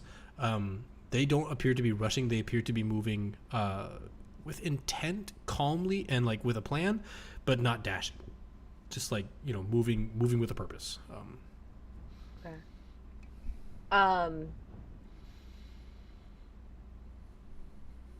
All right. She'll yell out, "Keep following, and then take a left." And she's gonna climb down off the boxes and head for the maze. Excellent. All right. So we will have you next turn I'll put you on the map because it's gonna take you a second to get there. I'm not gonna make you run the 120 feet. It's just a bookkeeping detail. Okay, so with that, Fang, you reach the end of the maze and spill out into the sort of like it's the very end of the Colosseum. There, you see the Emerald Claw are being tended to. They have minor cuts and scrapes. They have they're being handed drink and they're some of them are celebrating and others of them like Imzel is not. He's taking notes on what happened and stuff like that. But you reach the end of the maze. Parn and Sage, go ahead and move your tokens to get out of the maze if you would like to. Do I need to make a dex check? You can. Yeah, go ahead. Sage does like not because she is friends. She is friends with the maze. 8. I am going to be hanging out right like at the exit, just like hanging out until someone like tells me I have to go. Nice. Yeah, and you look around and these little things are like cheering you on. It's like Yoshi's Island in between levels when the everything's cheering you on. The flowers are happy for you. Everything's happy for you. It's a loading screen for Sage. Parn, you are restrained yet again by the vines. You're just like this. I want to try and break free. Okay, perfect. Go ahead and so on this round, go ahead and use your action to break free from the vines. 19. Yeah, you're just like, I hate this place. Tears the vines off. You don't even bother letting go of them. You're running out with 2 vines in your hands, like, I've got you. And with that, and I run the last little bit that I can. Excellent. We will move everybody to the test of unity, including our very own Lorelei. There we go. So Lorelei, you should be all the way at the top in the center. But there are some ropies there. I'm going to take the restrained off of Parn. And then Parn. So at the beginning of this round, as it is round 12, Lorelei has a much harder time to get through this thing. Now you, Bex, are aware of the mechanics. Lorelei would not be aware of the mechanics of like the DC or the sprinting. So just play that as you think Lorelei would, giving you a little bit of freedom there to RP how you wish. Can I just say, like, I would have, like, when I was babbling, I probably would have described a little bit more about what Bex looked like. Like, I talked about the flowers, but it would have gone into detail, like, and they're on her head, and they grow, and they like, turn different colors, and just oversharing to the max. Yeah, I like that. I'm going to take, we're at like an hour and 45 in, so we're going to pause here before we get to Lorelei's running of the maze, and we'll come back and handle that in, what did I say, 5 minutes or 10 minutes? I don't remember. 5 it is. All right, well, I'll see you guys. I'm going to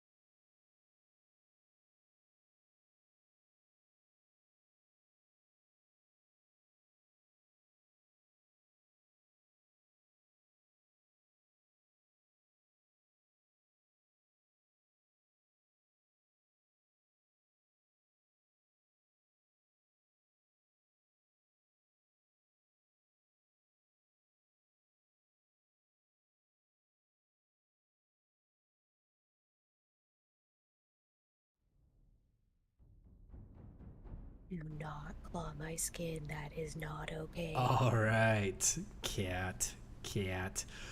Cool. So where we left off, the 3 of our party member had gotten through, 4 technically, because Zenthar is there in body but not spirit. 4 of our party had gotten through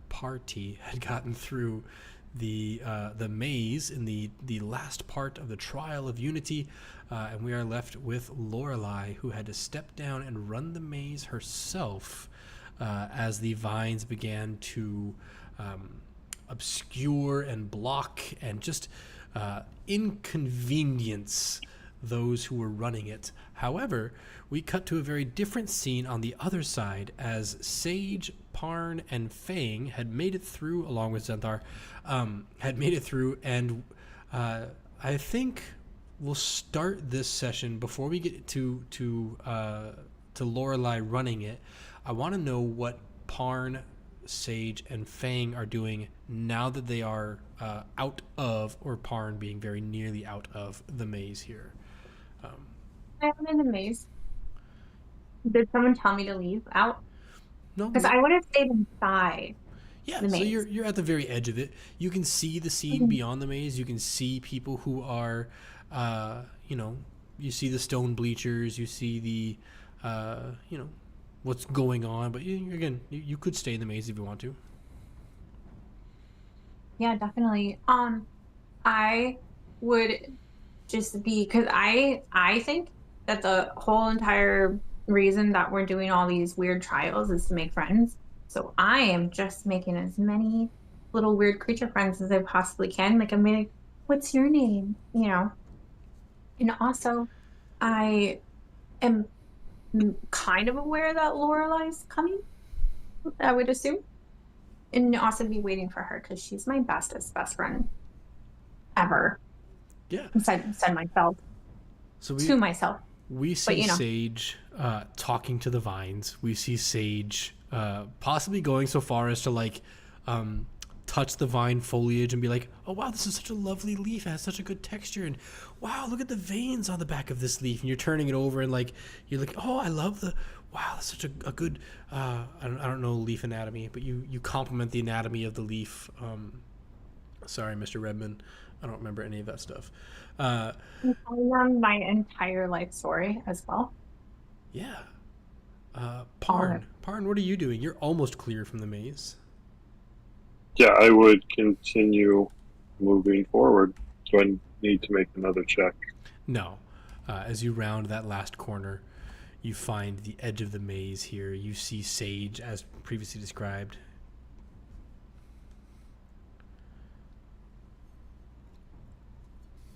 Okay. I lay down another knot rope. Perfect. Fang, as Parn rounds that last corner, how does he find you?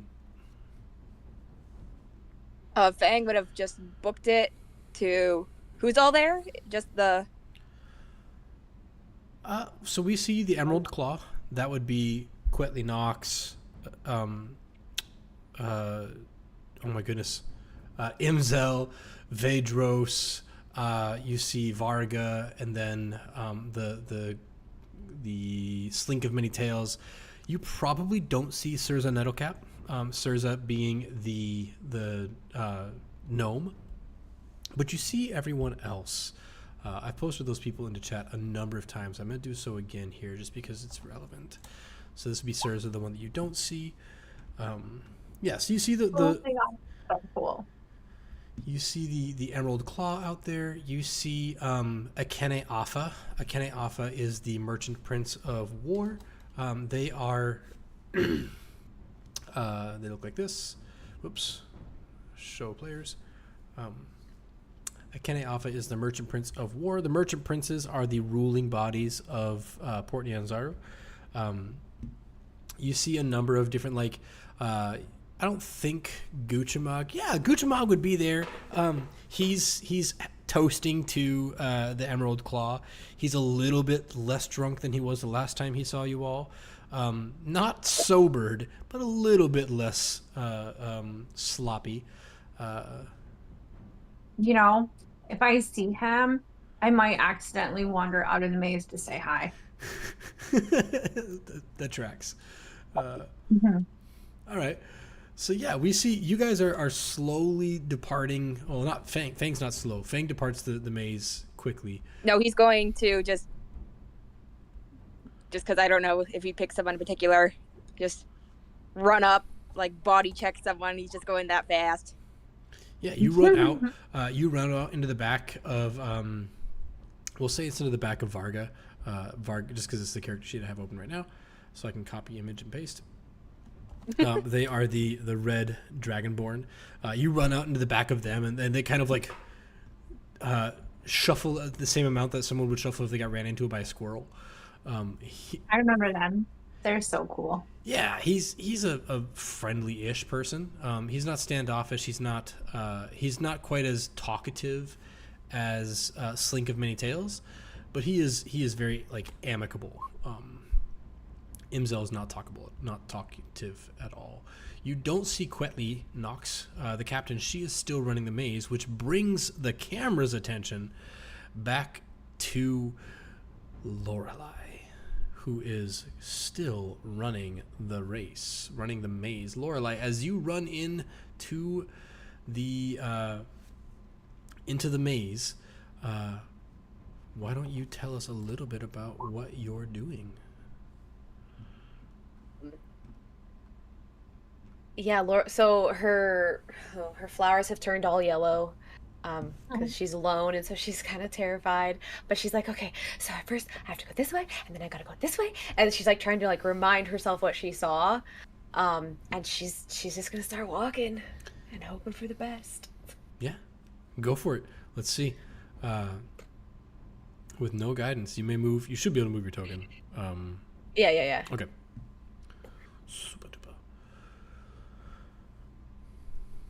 Okay, so that would be the first dash. Okay. Drag the map along. Oh, I did not give myself vision on your token, so it's completely black. 1 second. Oops. As it turns out. So, Thomas, save. Cool, there we go. Now we see you on the stream. Go ahead. So yeah, you run through. That's your first round. Your first round, you get to make a dexterity saving check. DC is 18. It's gonna be a challenge. Is it really? It is really the 18. Lorelei would not know that, but you see, she walks into a very different maze than the rest of everybody else. She walks into a maze that like you have to like push your way through a lot of this foliage, and you just can't. You're pushing against it, and it's like it's not letting you through. Now, because it's the first fail, you're not restrained by it. You just experience a like, what is this? Like, am I trying to walk through walls? What is going on? Yeah, it's very difficult going for you. All right, well, with that in mind, then she's not going to dash. She's just going to walk because she wants to take her time a little bit more. Yeah. Ooh, hey, look. Arrow. So because you have such an insanely high passive perception, you see the vines have grown up in a little swelling on the ground here. And as you look down, there's a rope that the vines have grown over and occluded. Parn's rope has been completely swallowed by the foliage, but your passive perception is bonkers high, so you see the rope, and it tells you to go that direction. Okay. We're gonna do one more dexterity save as we're rolling through here. 15 is higher than the DC because Sage has made friends with the spirit of the maze, and what you notice is the vine as you're looking down at the rope, like, oh look, there's a vine there, and you turn around and it's like in your face, and then it just does this thing of like slowly peels back, and it's like, oh, I could have been grabbed by. It doesn't look like the same vine that you saw outside, because I think we haven't covered it yet on publicly, but Lorelei did identify the vine that was in the first part of the trial. She found it in the primer, the druidic primer of exotic and megaflora of the exotic subtropics or something like That is cool. So you may move freely about this turn, as you are not restrained by the vines. Could I be just like, could I try to ask my friends who probably can't even understand me, if they've seen my other friend? He will, it will, fade away into the shade of the vines, like the walls of vines, and he will come back. Not this turn, but he will come back. So he fades away as you ask him, hey, have you seen my friend? He just like I would just like wave by and kind of forget about it for a minute and just keep babbling.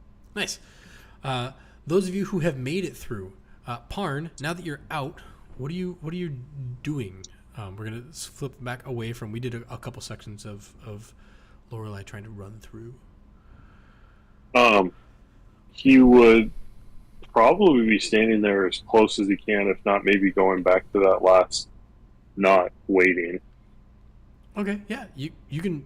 By all means, we see Parn like walk back into the maze a little bit as they are preparing to go back and either help or wait for Lorelei.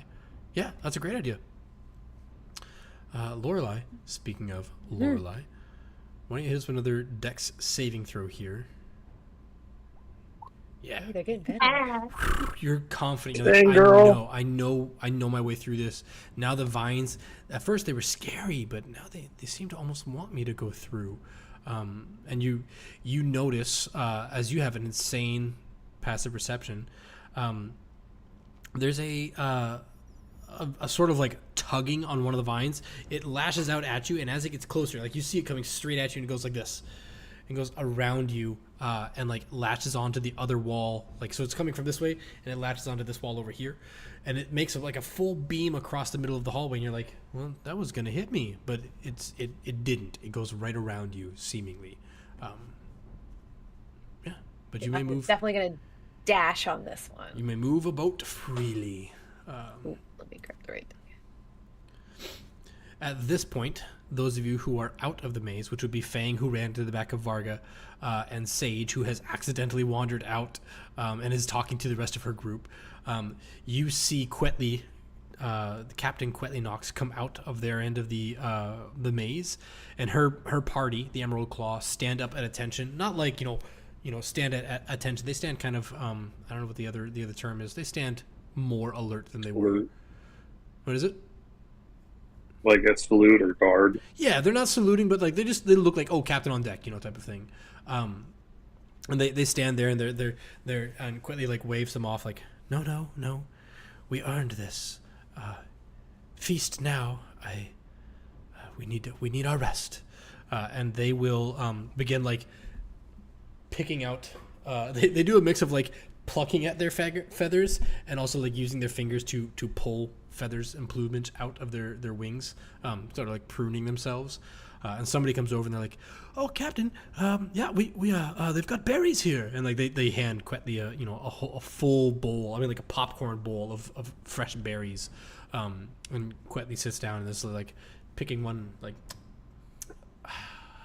slowly savoring berry by berry, like not I'd be like, face full of berries. No, they have a popcorn bowl of berries and they're eating them one at a time.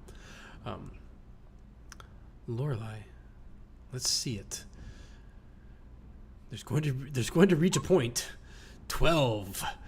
As you find yourself this time not as fortunate as you are restrained by the maze. That tracks. That tracks, yeah. All right. However, those of you outside the maze, Sage, you see your little buddy come over and he's like, gives you a thumbs up, and then sits down on a branch, like, crisscross applesauce, and looks at you just like, he's studying you. Seems like he's trying to make some sort of inference about you. Another one comes up and sits behind him and like puts their hands on his shoulders. I say him, they don't really have a gender. Comes up and puts their hands on their shoulders and it's like, peeking around their shoulder, looking at you like. They look at each other. There's no words exchanged. You just hear that like, that wind chimey sound as they like look at each other and you.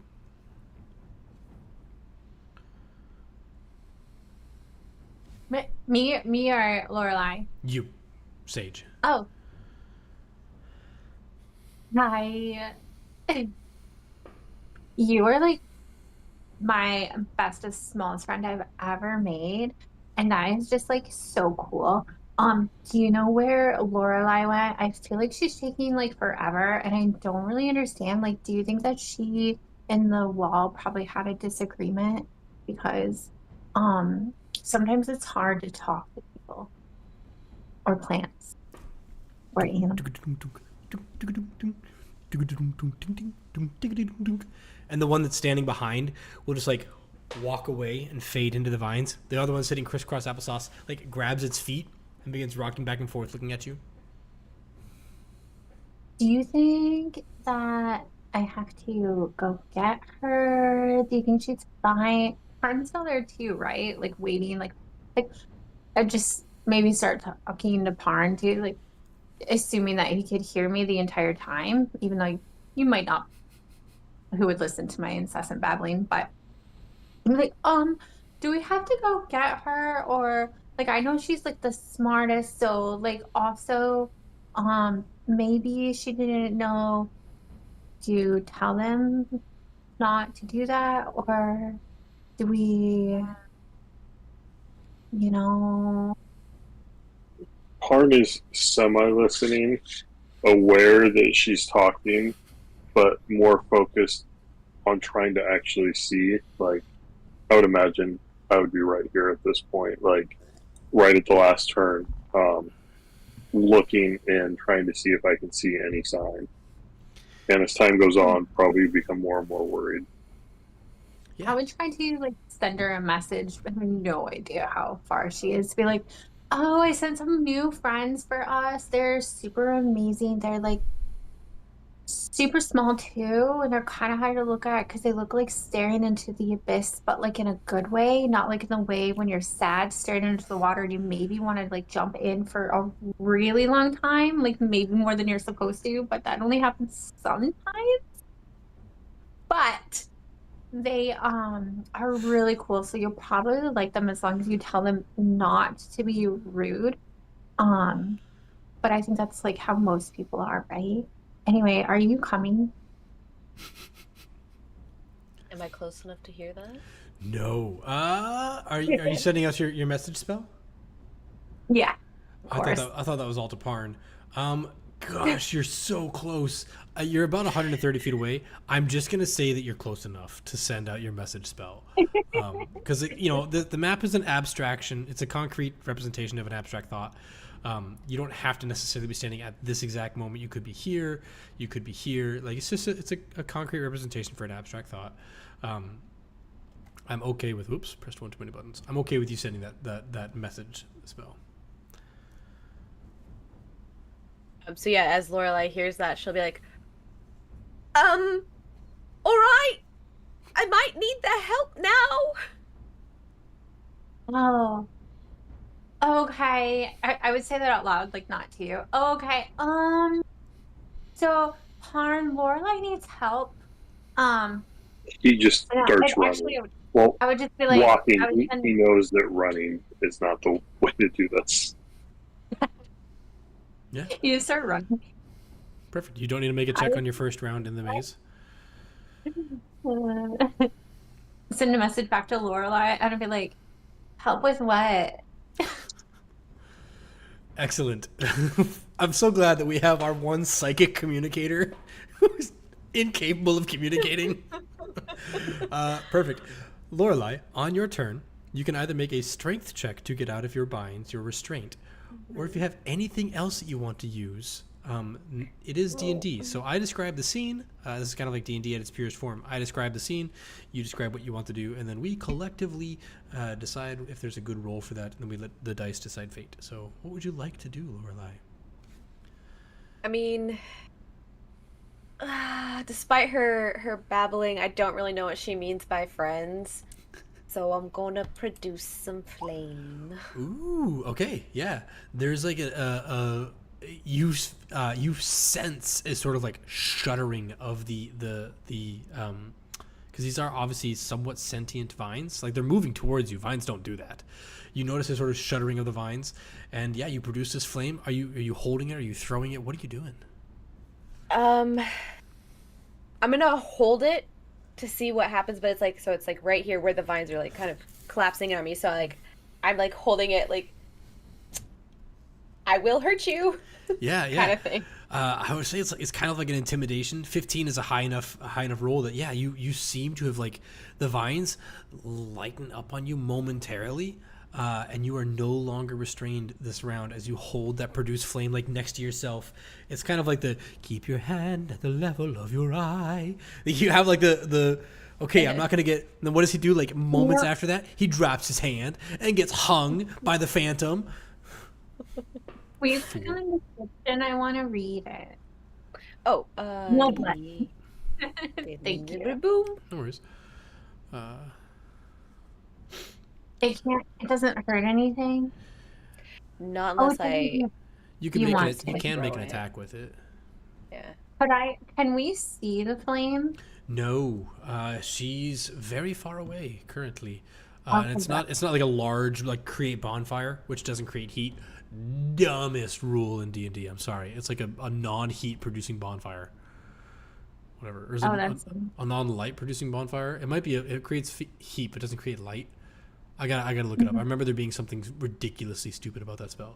Anyway, Yeah, there is. this spell does not create any like significant ability to see her, because again you'd have to look up over the hedge, across, and then down into the hedge. So no.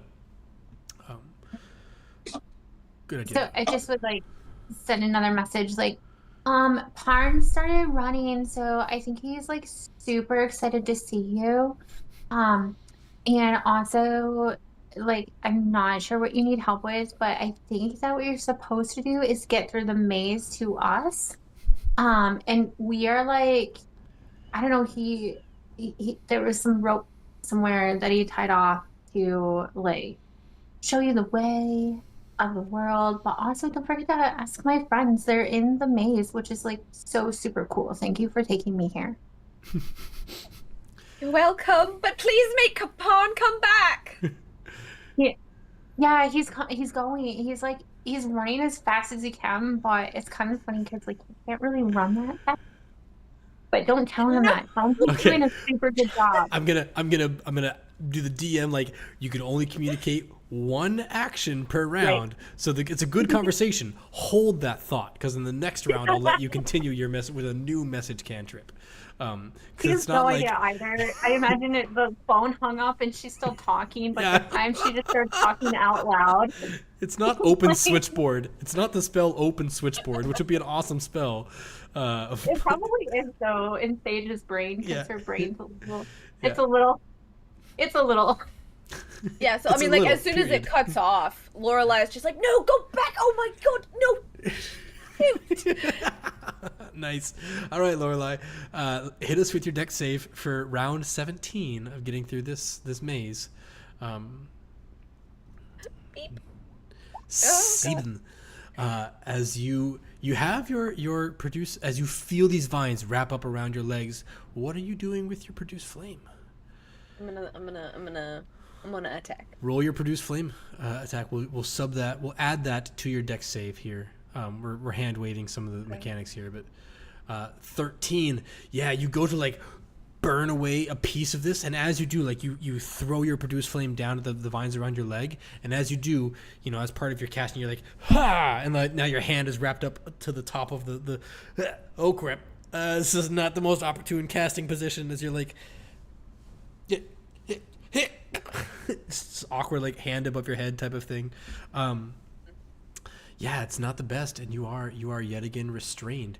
This time, you do see a very faint tiny little black-bodied, white-masked thing standing down, looking up at you. It doesn't have a face, so the only thing you can read is that its body is an abject horror that you threw fire at it, and it's like.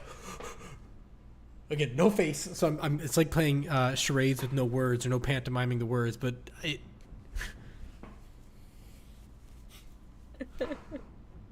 Would they tell me, like, can they communicate this? Would they tell me if she attacked them? They'd come back the next round. So they were spying on her that round for you, and now they're going to come back and share the next round. Parn, as you are now back in the maze, roll your dexterity check. Or saving throw. I guess it doesn't really matter. We're hand waving it. We're just looking for a random. Yeah, you get that far in the maze and just like wrapped up.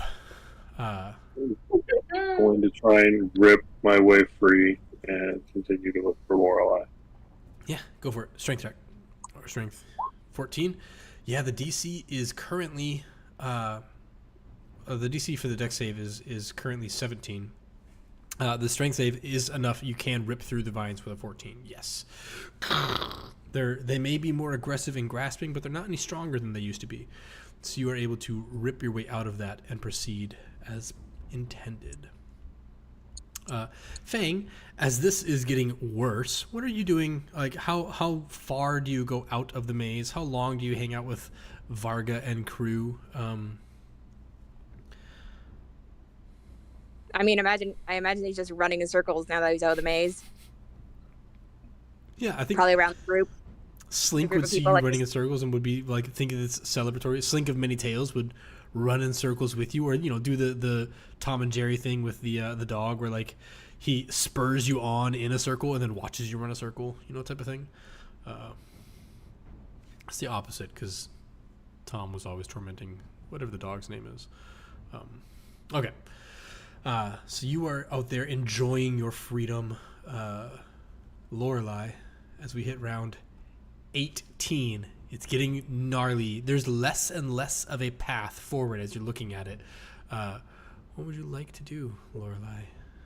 Well, as the little thing stands in front of me, horrified, and I'm like hanging up like this, I'm gonna be like, "Oh, are you Sage's friend?"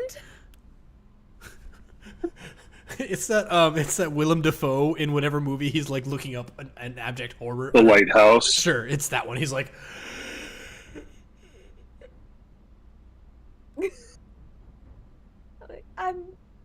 I'm so sorry. I got scared. I don't think you can understand me, can you? Oh no. Help! And it very carefully like looks at you, and it looks at the vine and looks at the like. It doesn't see any open flames on you. It very cautiously walks towards you, and then like you see it clamber under some of the undergrowth, because again I would describe like the vines have now completely occluded that sandstone floor tile. You see it duck down underneath that, and then you feel something like walking on your hand up above, and it goes and like tickles the vine. Make a strength check for me to get out of this vine. Strength or acrobatics, because at this point you're no longer fighting it, you're just trying to like writhe your way out. Your choice. It was strength for the others, but yeah, plus the bonus, it's still not the 12 you need. So like this thing is up there like massaging the vine, and it's trying to like push your hand. It's doing the thing where it's trying to push the knot undone. It's trying to like pluck at the knot and push your hand through, and it's working to try to help you. And then Sage, at this point you would see one of these little things pop up next to you, and it's like,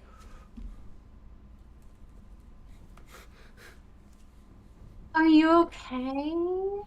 Is Lorelei okay? Is the maze okay? It did Parn fall. He was kind of mad about it.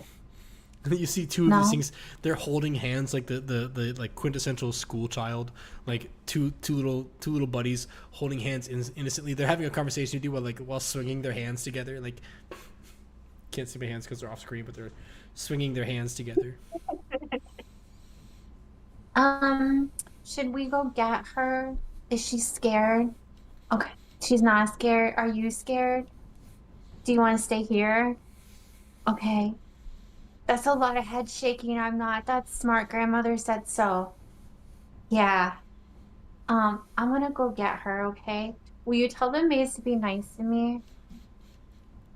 Okay, I'll tell it to be nice to me. Um, I'm coming and you have to be nice to me, and I won't even tell Lorelai. I'll try to move back. Yeah. So you move in. Parn, you move. You can move freely as you can make your deck safe as well, Parn, to try to get through this. As we roll into round 18, 15, you're not dashing, are you? Mhm. Oh, I don't know. Oh, sorry. I'm And sorry. not. I love this. This is perfect. This is brilliant. Okay. I'm not going to say why it's brilliant, but it is brilliant. Parn, Oh, go ahead. I'm sorry. Could I also be like Wolfie, like in my brain, like a bit Wolfie? I'm so sorry. Also, she just thinks that's your name. She's not very smart. Wolfie, I don't think he's we're smart enough to gonna know go- it's your voice. I think he just like look up at the sky like, oh, where's it coming from? Where's it coming from? God? Would you actually know my voice at this point? Like, I probably. feel like 'Cause you I'm know the always voice, but it's here. coming from nowhere. So he's just Yeah. like, what's he doing in the sky? Wolfie, I'm going to get Lorelai because she's lost and scared in the maze thing, which I don't even know why because it's so fun. But and also Parn went for a really brisk walk after her, and my friends told us that we should probably go get them. So you keep our new friends happy, and we'll be back, or you can come with us, but I have no idea where I'm going. Thanks, bye. Excellent. Parn, you are not restrained by this maze. The max DC is set to 15. Even with all the extra bonuses, it's gonna become for level 1 characters, it's gonna become ridiculous. After you've been in there for 18 rounds, it's gonna be a little bit too challenging. Okay, Lorelai, round 18. You may. What would you like to do? I would like to remember that I am a GD Flora Genasi. And use my freaking pedal step. All right, good. You have. Let's just read this for impact, okay? Your connection to blooming life grants you grace. You have advantage on ability checks made to avoid or escape being grappled or restrained, and difficult terrain composed of plants or natural growth costs you no extra movement. If I love you so only. much. You're hanging out with Sage. You poor thing. It's almost as if. Oh, goodness. Oh man. Good job, everyone. D&D. Where's Yeah. We got this. Where's Sleppard? I cast Fireball. Like, you're literally a plant. You're a plant person. Oh man. Cheers, friends. Yep. Well, it's exceptionally fitting. Let me regain my composure. Exceptionally fitting that Lorelai, who she is, how she was raised, where she was raised, what she has experienced to this point, that she just forgets. She's like, oh, a new challenge. Oh, right, that thing I can do. Boop, boop. Yeah, you just like, you kind of like, at this point, it looks less of a struggling against the vine and more like, oh, you want to squeeze that part of me? Sure, you allow it to squeeze a certain part of you, and you allow it to like, you take a step through whatever confines it was restricting. At this point, the little thing looks exceptionally glad, whereas before it was terrified to be around you. It now looks at you like, and like you know, as you're stepping away, one of them is up in your flowers, and it's like smelling the pistules of your flowers, or like you know, it's stroking in the same way that, like, you know, you would comb someone's hair or temples. It's stroking the flowers on your head, like the leaves of your flowers, and it's just doing its best to make sure that you're relaxed. And yeah, you're no longer restrained. You may move about freely.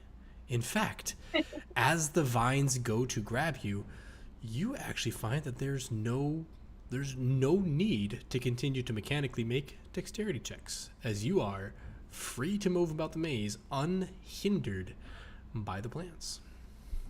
Okay. All right. All right, that's 40. She's not gonna dash. Okay. Parn,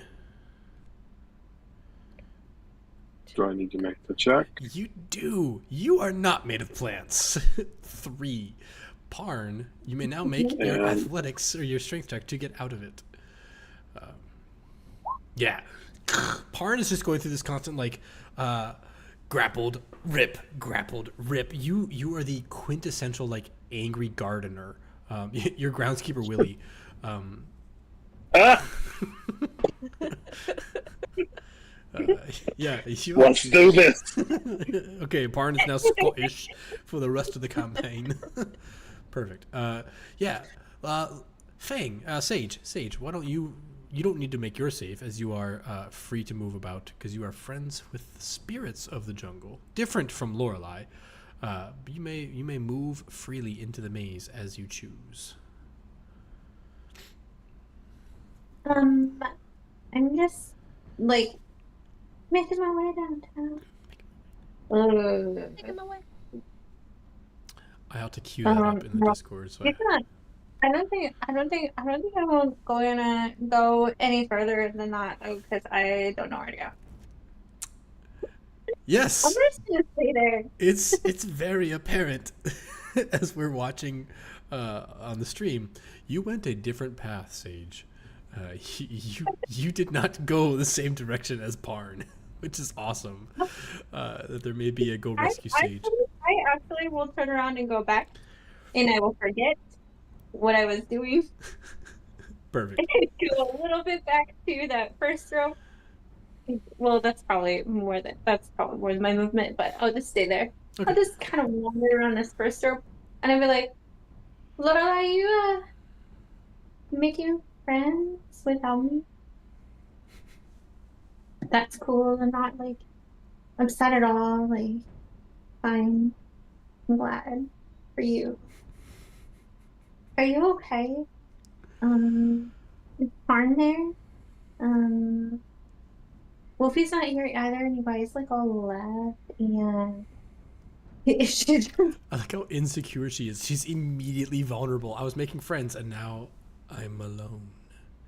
yeah. Same thing. As soon as it cuts off, Lorelai just stay where you are, Sage. I'm fine. I'm bringing your friends back to you. And then yeah, that's it. Excellent. We are going to we're gonna hand the narrative over to you guys. Lorelai, as you again round 20. You may move your full speed here without needing to make a save. Parn, you can make your save. As you are yet again wrapped up by the wrapped up and tearing your way through, strong if nothing else. As Lorelai and Parn get exceedingly close to each other. Just Exactly. It's just constant. Like, there's never a moment that you don't have vines wrapped on you. There's also never a moment that you're not moving forward. Like, brilliant. As the two of you, Lorelai, you like coming around here and you see a rope again. Parn, you remember laying a rope here and you don't see it. As like the vines have completely occluded it, and as you're looking for it, we see that conic like Lorelai and Parn. You run into each other coming around the corners. Collision. Parn looks torn and stabbed, and he just looks like he has He has more plants in his hair than you do. He has more plants in his hair than Sage does. He has plants like in his tunic. He has plants in his beard. He looks like Plant Man. You probably almost mistake him for like a. There you are. We need to go. I don't know who came back. I didn't ask. It's fine. Let's go. Let's go. Let's go. She told me to come back. I told her to tell you to stay. And I'll just sigh and turn around. With the two of you together, you get out not like hindered by the maze, but you get out together by means of like Lorelei and Lorelei doing her best to just walk around the plants, and with Parn pushing his way through them, you are able to navigate your way to the end of the maze. Where you meet up with Sage, who's coming from yet a different direction, like coming from the other part of the maze. I just wanted to know I didn't do that on purpose. So Oh, I know. really that, I know. It worked really well. You're like, I should go find them. But what if they took a different path? I'll go check this path over here that we didn't go down and see if I find them over there. Nice. You all meet up and you come around the final corner and you see Fang out in the courtyard, kind of not sitting or playing with, but just, being around the Emerald Claw, who are very happy to see you. You see the air is sort of brighter out here. Let me get myself off this map. I put you back into the Coliseum. Not because you're back in the Coliseum, but because it's better than looking at that map the whole time. I'm actually going to move the stream back to just our talking page so we can see bigger pictures. Okay. So the air is brighter, it's clearer. The claustrophobic canopy breaks these hedges. You see this like high sunlight. The crowd above is roaring like they've been holding their breath to see you guys escape it. The stone bleachers, they overlook this this coliseum of crushed gravel and soft earth, and it's all still part like of where you're at, but it sort of it feels cleaner than the courtyard behind you. It feels like you're still well within the coliseum, but it just feels like they've made this into sort of a presentation stage as opposed to a battling coliseum. This part here appears to be like an awards banquet, awards like I don't want to call it a banquet. It's not. It's just like a ceremonial part of it. But altogether, it just feels like you're passing out of a fever dream. Like, I did it. I'm not dead. I passed the thing. To your left, you do see the Emerald Claw. They're seated. They're calmed, except for Slink, who is watching and encouraging Fang to run circles. They're having an absolute ball of it. Like, it's really funny to them to watch Fang go, kind of crazy, but they're not like, you look across and even without an insight, like they're not gloating. They've just recovered, right? Like Varga is drinking from a canteen. Vedros is sort of stretching, not in a way of like prepping for the next thing, like, okay, I did that.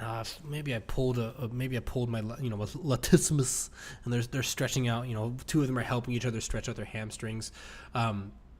And then you do hear like a quiet clap of claws against a scaled palm as Slink is like, well done, as their tails like flicking as they're leaning lazily on one arm. And we were starting to wonder if the maze got hungry and wanted a taste of, and he looks at Lorelei and is like, plant.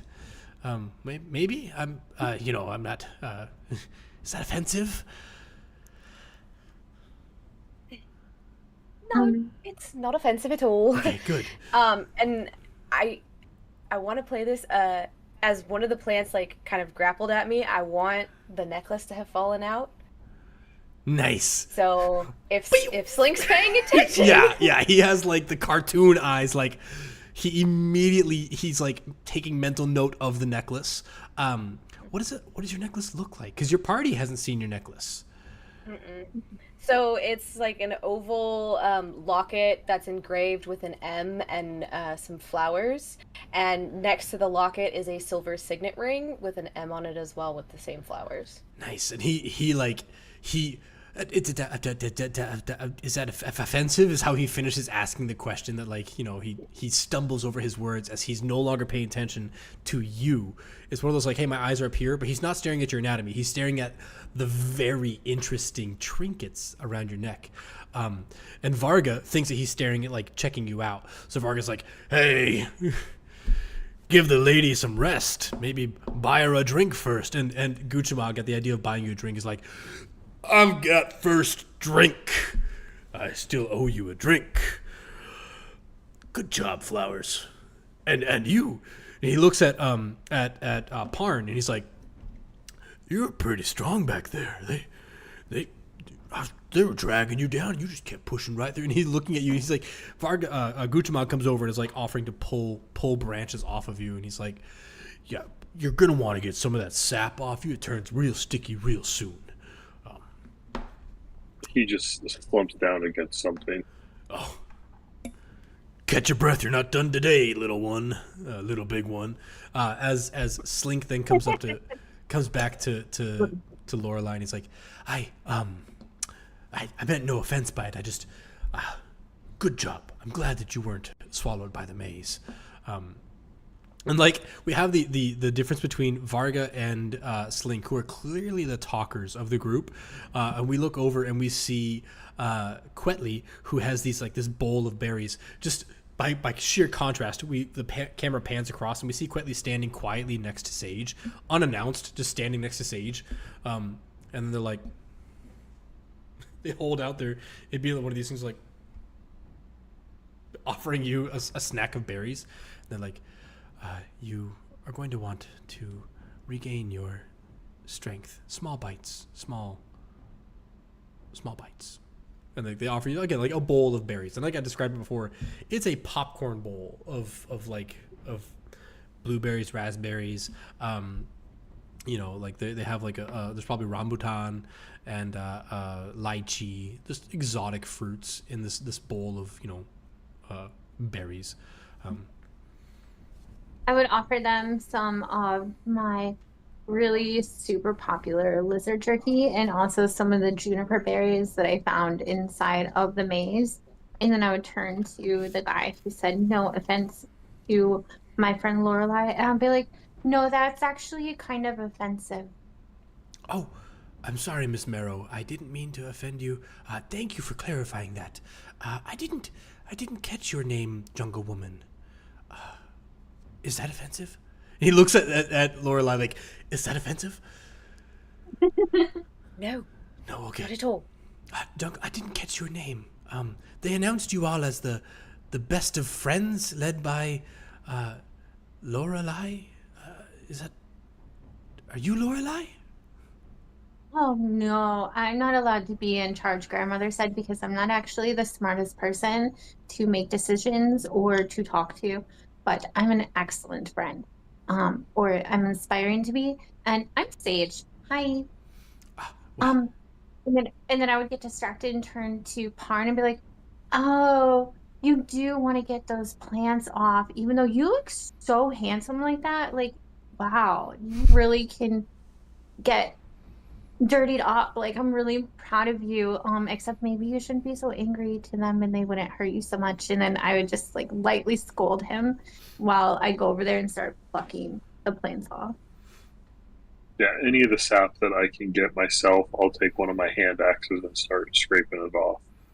yeah, and you notice it's like, it's in the hairs. So we have, like, you know, Parn with his very like hairy dwarven body with like a patch of like hair missing on his forearm and another patch missing like on his clavicle. Like he's gone through and shaved off bits and pieces of the sap, but it has taken pieces of your hair with it. I would do like lay on hands, and then I imagine like Barn would like come out of my hair and also start like he'd like look at you with like grabby hands and be like, and then he would like try to grabby hands, like kind of contemplate, like trying to like for permission to like uppies, but also can I help? Like, I'm looking at your. I was wondering if you just accidentally like revealed a character sheet because so far we only know two characters. We're 5 episodes in. We don't know 2 classes, or we only know 2 classes. And I'm like, you don't have lay on hands, so. Whew, Yeah, I heard that too, and I was like, did I think I just hear what I thought I just heard? What is it? That was a false That would be reveal. so cool if I did. She doesn't know the 'Cause lay name. on She hands just is thinks that it's paladin. a touch hand, a touch spell that makes you feel better. Like I'm sorry. That's okay. What What is it called? Hand of Friendship, and I think that's the official title. Let me see. I'm assuming you're talking about cure wounds. Healing something. I don't know. There's cure wounds. There is. I'm looking at your sheet now. That one. Cure Isn't wounds. it a touch spell? It is. It is It a is. spell. Yeah. Yeah. That's one. Yeah. So, you will feel the healing rush through you, and for this purpose, we'll flavor it that it, gives you. It gives me everything. Excellent. I'm gonna remove turns and close the turn order because that's just lingering on my screen. Okay. And with that, I think we see like all of this going on. It's like the Emerald Claw. They're. I don't want to like use such overarching terms. They're not better than you. They were more prepared for this challenge. They completed the challenge faster. They got through it more organized, but they had longer to prepare for it, and they've been working together as a team longer. But they don't like. Just right off the bat, they don't look down on you. They don't think or act like they're better than you. They're genuinely happy that you completed the trial. And then we cut to Surza, who is that sort of grimy mushroom-covered gnome. And they look up at Zenthar, who's not here. But they look up at Zenthar and they're like, I don't want to trust you, Drow. My family was killed by your kind. But you are fortunate enough to have earned the trust of a successful group. And he'll just kind of slink off. He may be rude, but he's not untrue in what he said. All of that being said, your team, you are not composed. You're sweaty. You're afraid. Multiple of you still have vine threads trailing from your shoulders, though you are working on getting rid of those.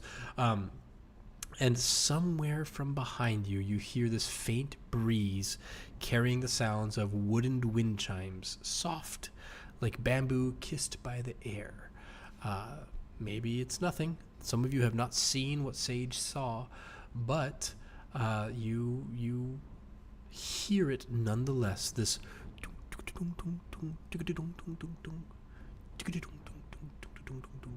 yeah, it's just like it's arrhythmic, it's atonal.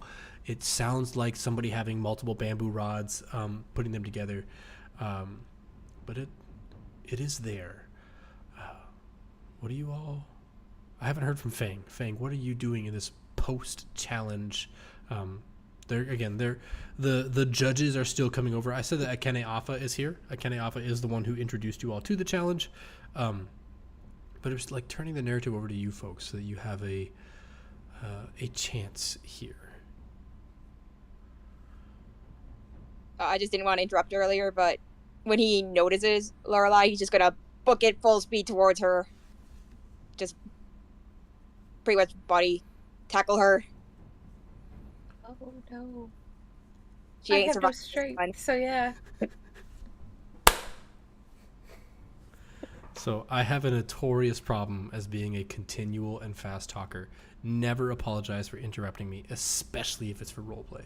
If it's for a rule questioning, if it's for a combat action, I'll continue to tell the story because that's how my mind works. Is like it's a constantly moving story. But if you have something that you want to talk, please don't ever apologize. Interrupt me every time. I am not someone who complains that my players interrupt me. Now, if you're going to interrupt me to question a ruling, that's like another thing. And if it happens all the time, we'll have words outside of the session. Not bad words, just like, hey, in the interest of expediency, interrupt me after the session so we can finish these rulings. I don't want to derail our campaign for a D12 versus D10 ruling. But for story, absolutely, Sparrow. Interrupt me anytime you want. I think it's important that it's not my story, it's our story. And if you want to interrupt me, please, you have an open invitation to do so. That goes for everybody. Seriously, it's our story. So if there's something you want to say for story-wise, cut me off. Otherwise, I'll assume you don't want to, and I'll just keep going like I just did for the past 80 seconds. Cool. So yeah, you run up, you tackle Lorelei as like a...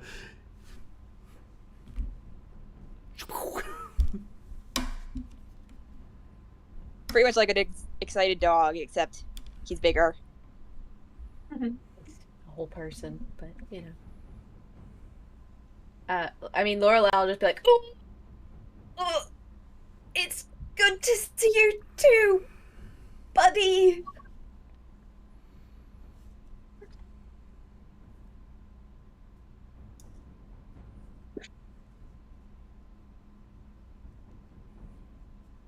You say anything? Yeah. Does Fang speak? Have you ever spoken? Like, I'll spin in a circle. No speaking. Yeah, I don't remember Fang speaking. He hasn't yet. That's a thing. I am ashamed to realize that I didn't realize that yet. Interesting. Dang, it's 10:50. It's not close enough to call it, but I think that is for impact. We're gonna call it on the Go ahead. So, as Parn is sitting there, he's not really paying attention to what the rest of the group is doing. He's thinking back about how terribly he missed that attack to try and free Sage. And he's wondering, thinking about any way that he could potentially, push himself to a way of attacking that would make him more confident that it's going to hit. But he doesn't see a way of doing it without leaving himself open. So he's starting to weigh that decision. Trying to figure out if it's more important to hit or to make sure that, you don't leave your back open for somebody to hit you. Yeah, that's a good tie-in. I like where that's the foreshadowing of that is going. And we would see this in in body expression, and maybe we would catch like an internal monologue, a very shortened internal monologue, as the episode closes out. It would have Parn's narration of what he's thinking. Yeah, I like that. Anything else? Again, we're so close to 11, so I want to make sure that I'm cutting off on it. This is a really good place to hand off, so it's not like we're stretching the imagination.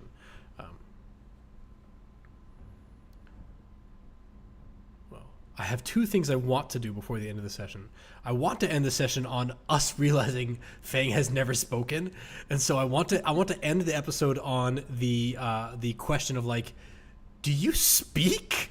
And then like the camera zooms in on Fang's face, and like the audience would be like, oh yeah, that's weird. And that'd be like the end of the episode would be Fang not speaking or speaking. Like Fang would go to open their mouth, and then the next episode would show whether Fang is burping or speaking, or like is yawning or speaking. Because dogs do that all the time. Where they're like, it's a stupid, ridiculously long, stupid in an affectionate way. I love my dog, but like there's no reason to yawn for 30 seconds, but they do. Why not? It's fun. There you go. However, before we do that, I'm going to. So that's the mental image of what we end on. But before we do that, Akene Afa is going to walk up with another one of the merchant princes, whom you have not met before, and they're going to say, "Good job. As far as I'm concerned, you've all passed the test of unity, which means you are allowed to advance to the trial of initiative. It will be your final trial for the Call of Aspirants. It is not the jungle, but it is what the jungle demands." You will proceed down to the floodplains outside the city, and you will establish a forward position. secure your perimeter, sustain yourselves, adapt to whatever changes may rise. This test measures not only how long you last, but how you last. It is indeed a measure of your likelihood to survive in the jungle. I will say, this is the most dangerous of the trials. There is an inherent risk. Aspirants have died in this challenge. If we have the ability to recover your body, we will. And if we have the ability to revive you, we will.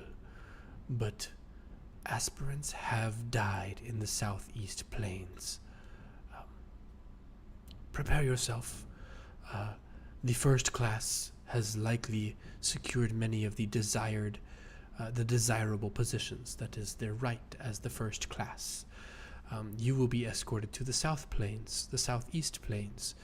You're expected to build a basic camp, secure food and water, and respond to any jungle hazards that occur. You will have exactly 10 minutes to procure anything you require for your trip. Good day. And they will, Kene Alpha will bow very ostentatiously.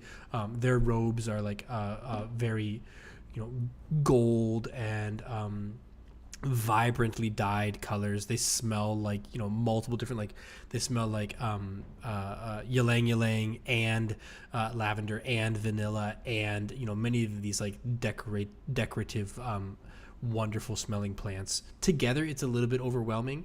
But nonetheless, it's like their position has been exuded through their presence. But they let you know, like you will be taken outside of the city. For many of you, this is your first time out of the city, at least in Chult.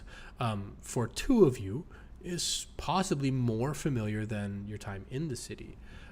But we will end now going back and saying, do you even speak? And like hard, it'd be one of those comedic hard fade to black where we are left with the expectation of like, does Fang speak? And that's what we're gonna call it. So thank you all for hanging out, and thank you guys for playing, and we're gonna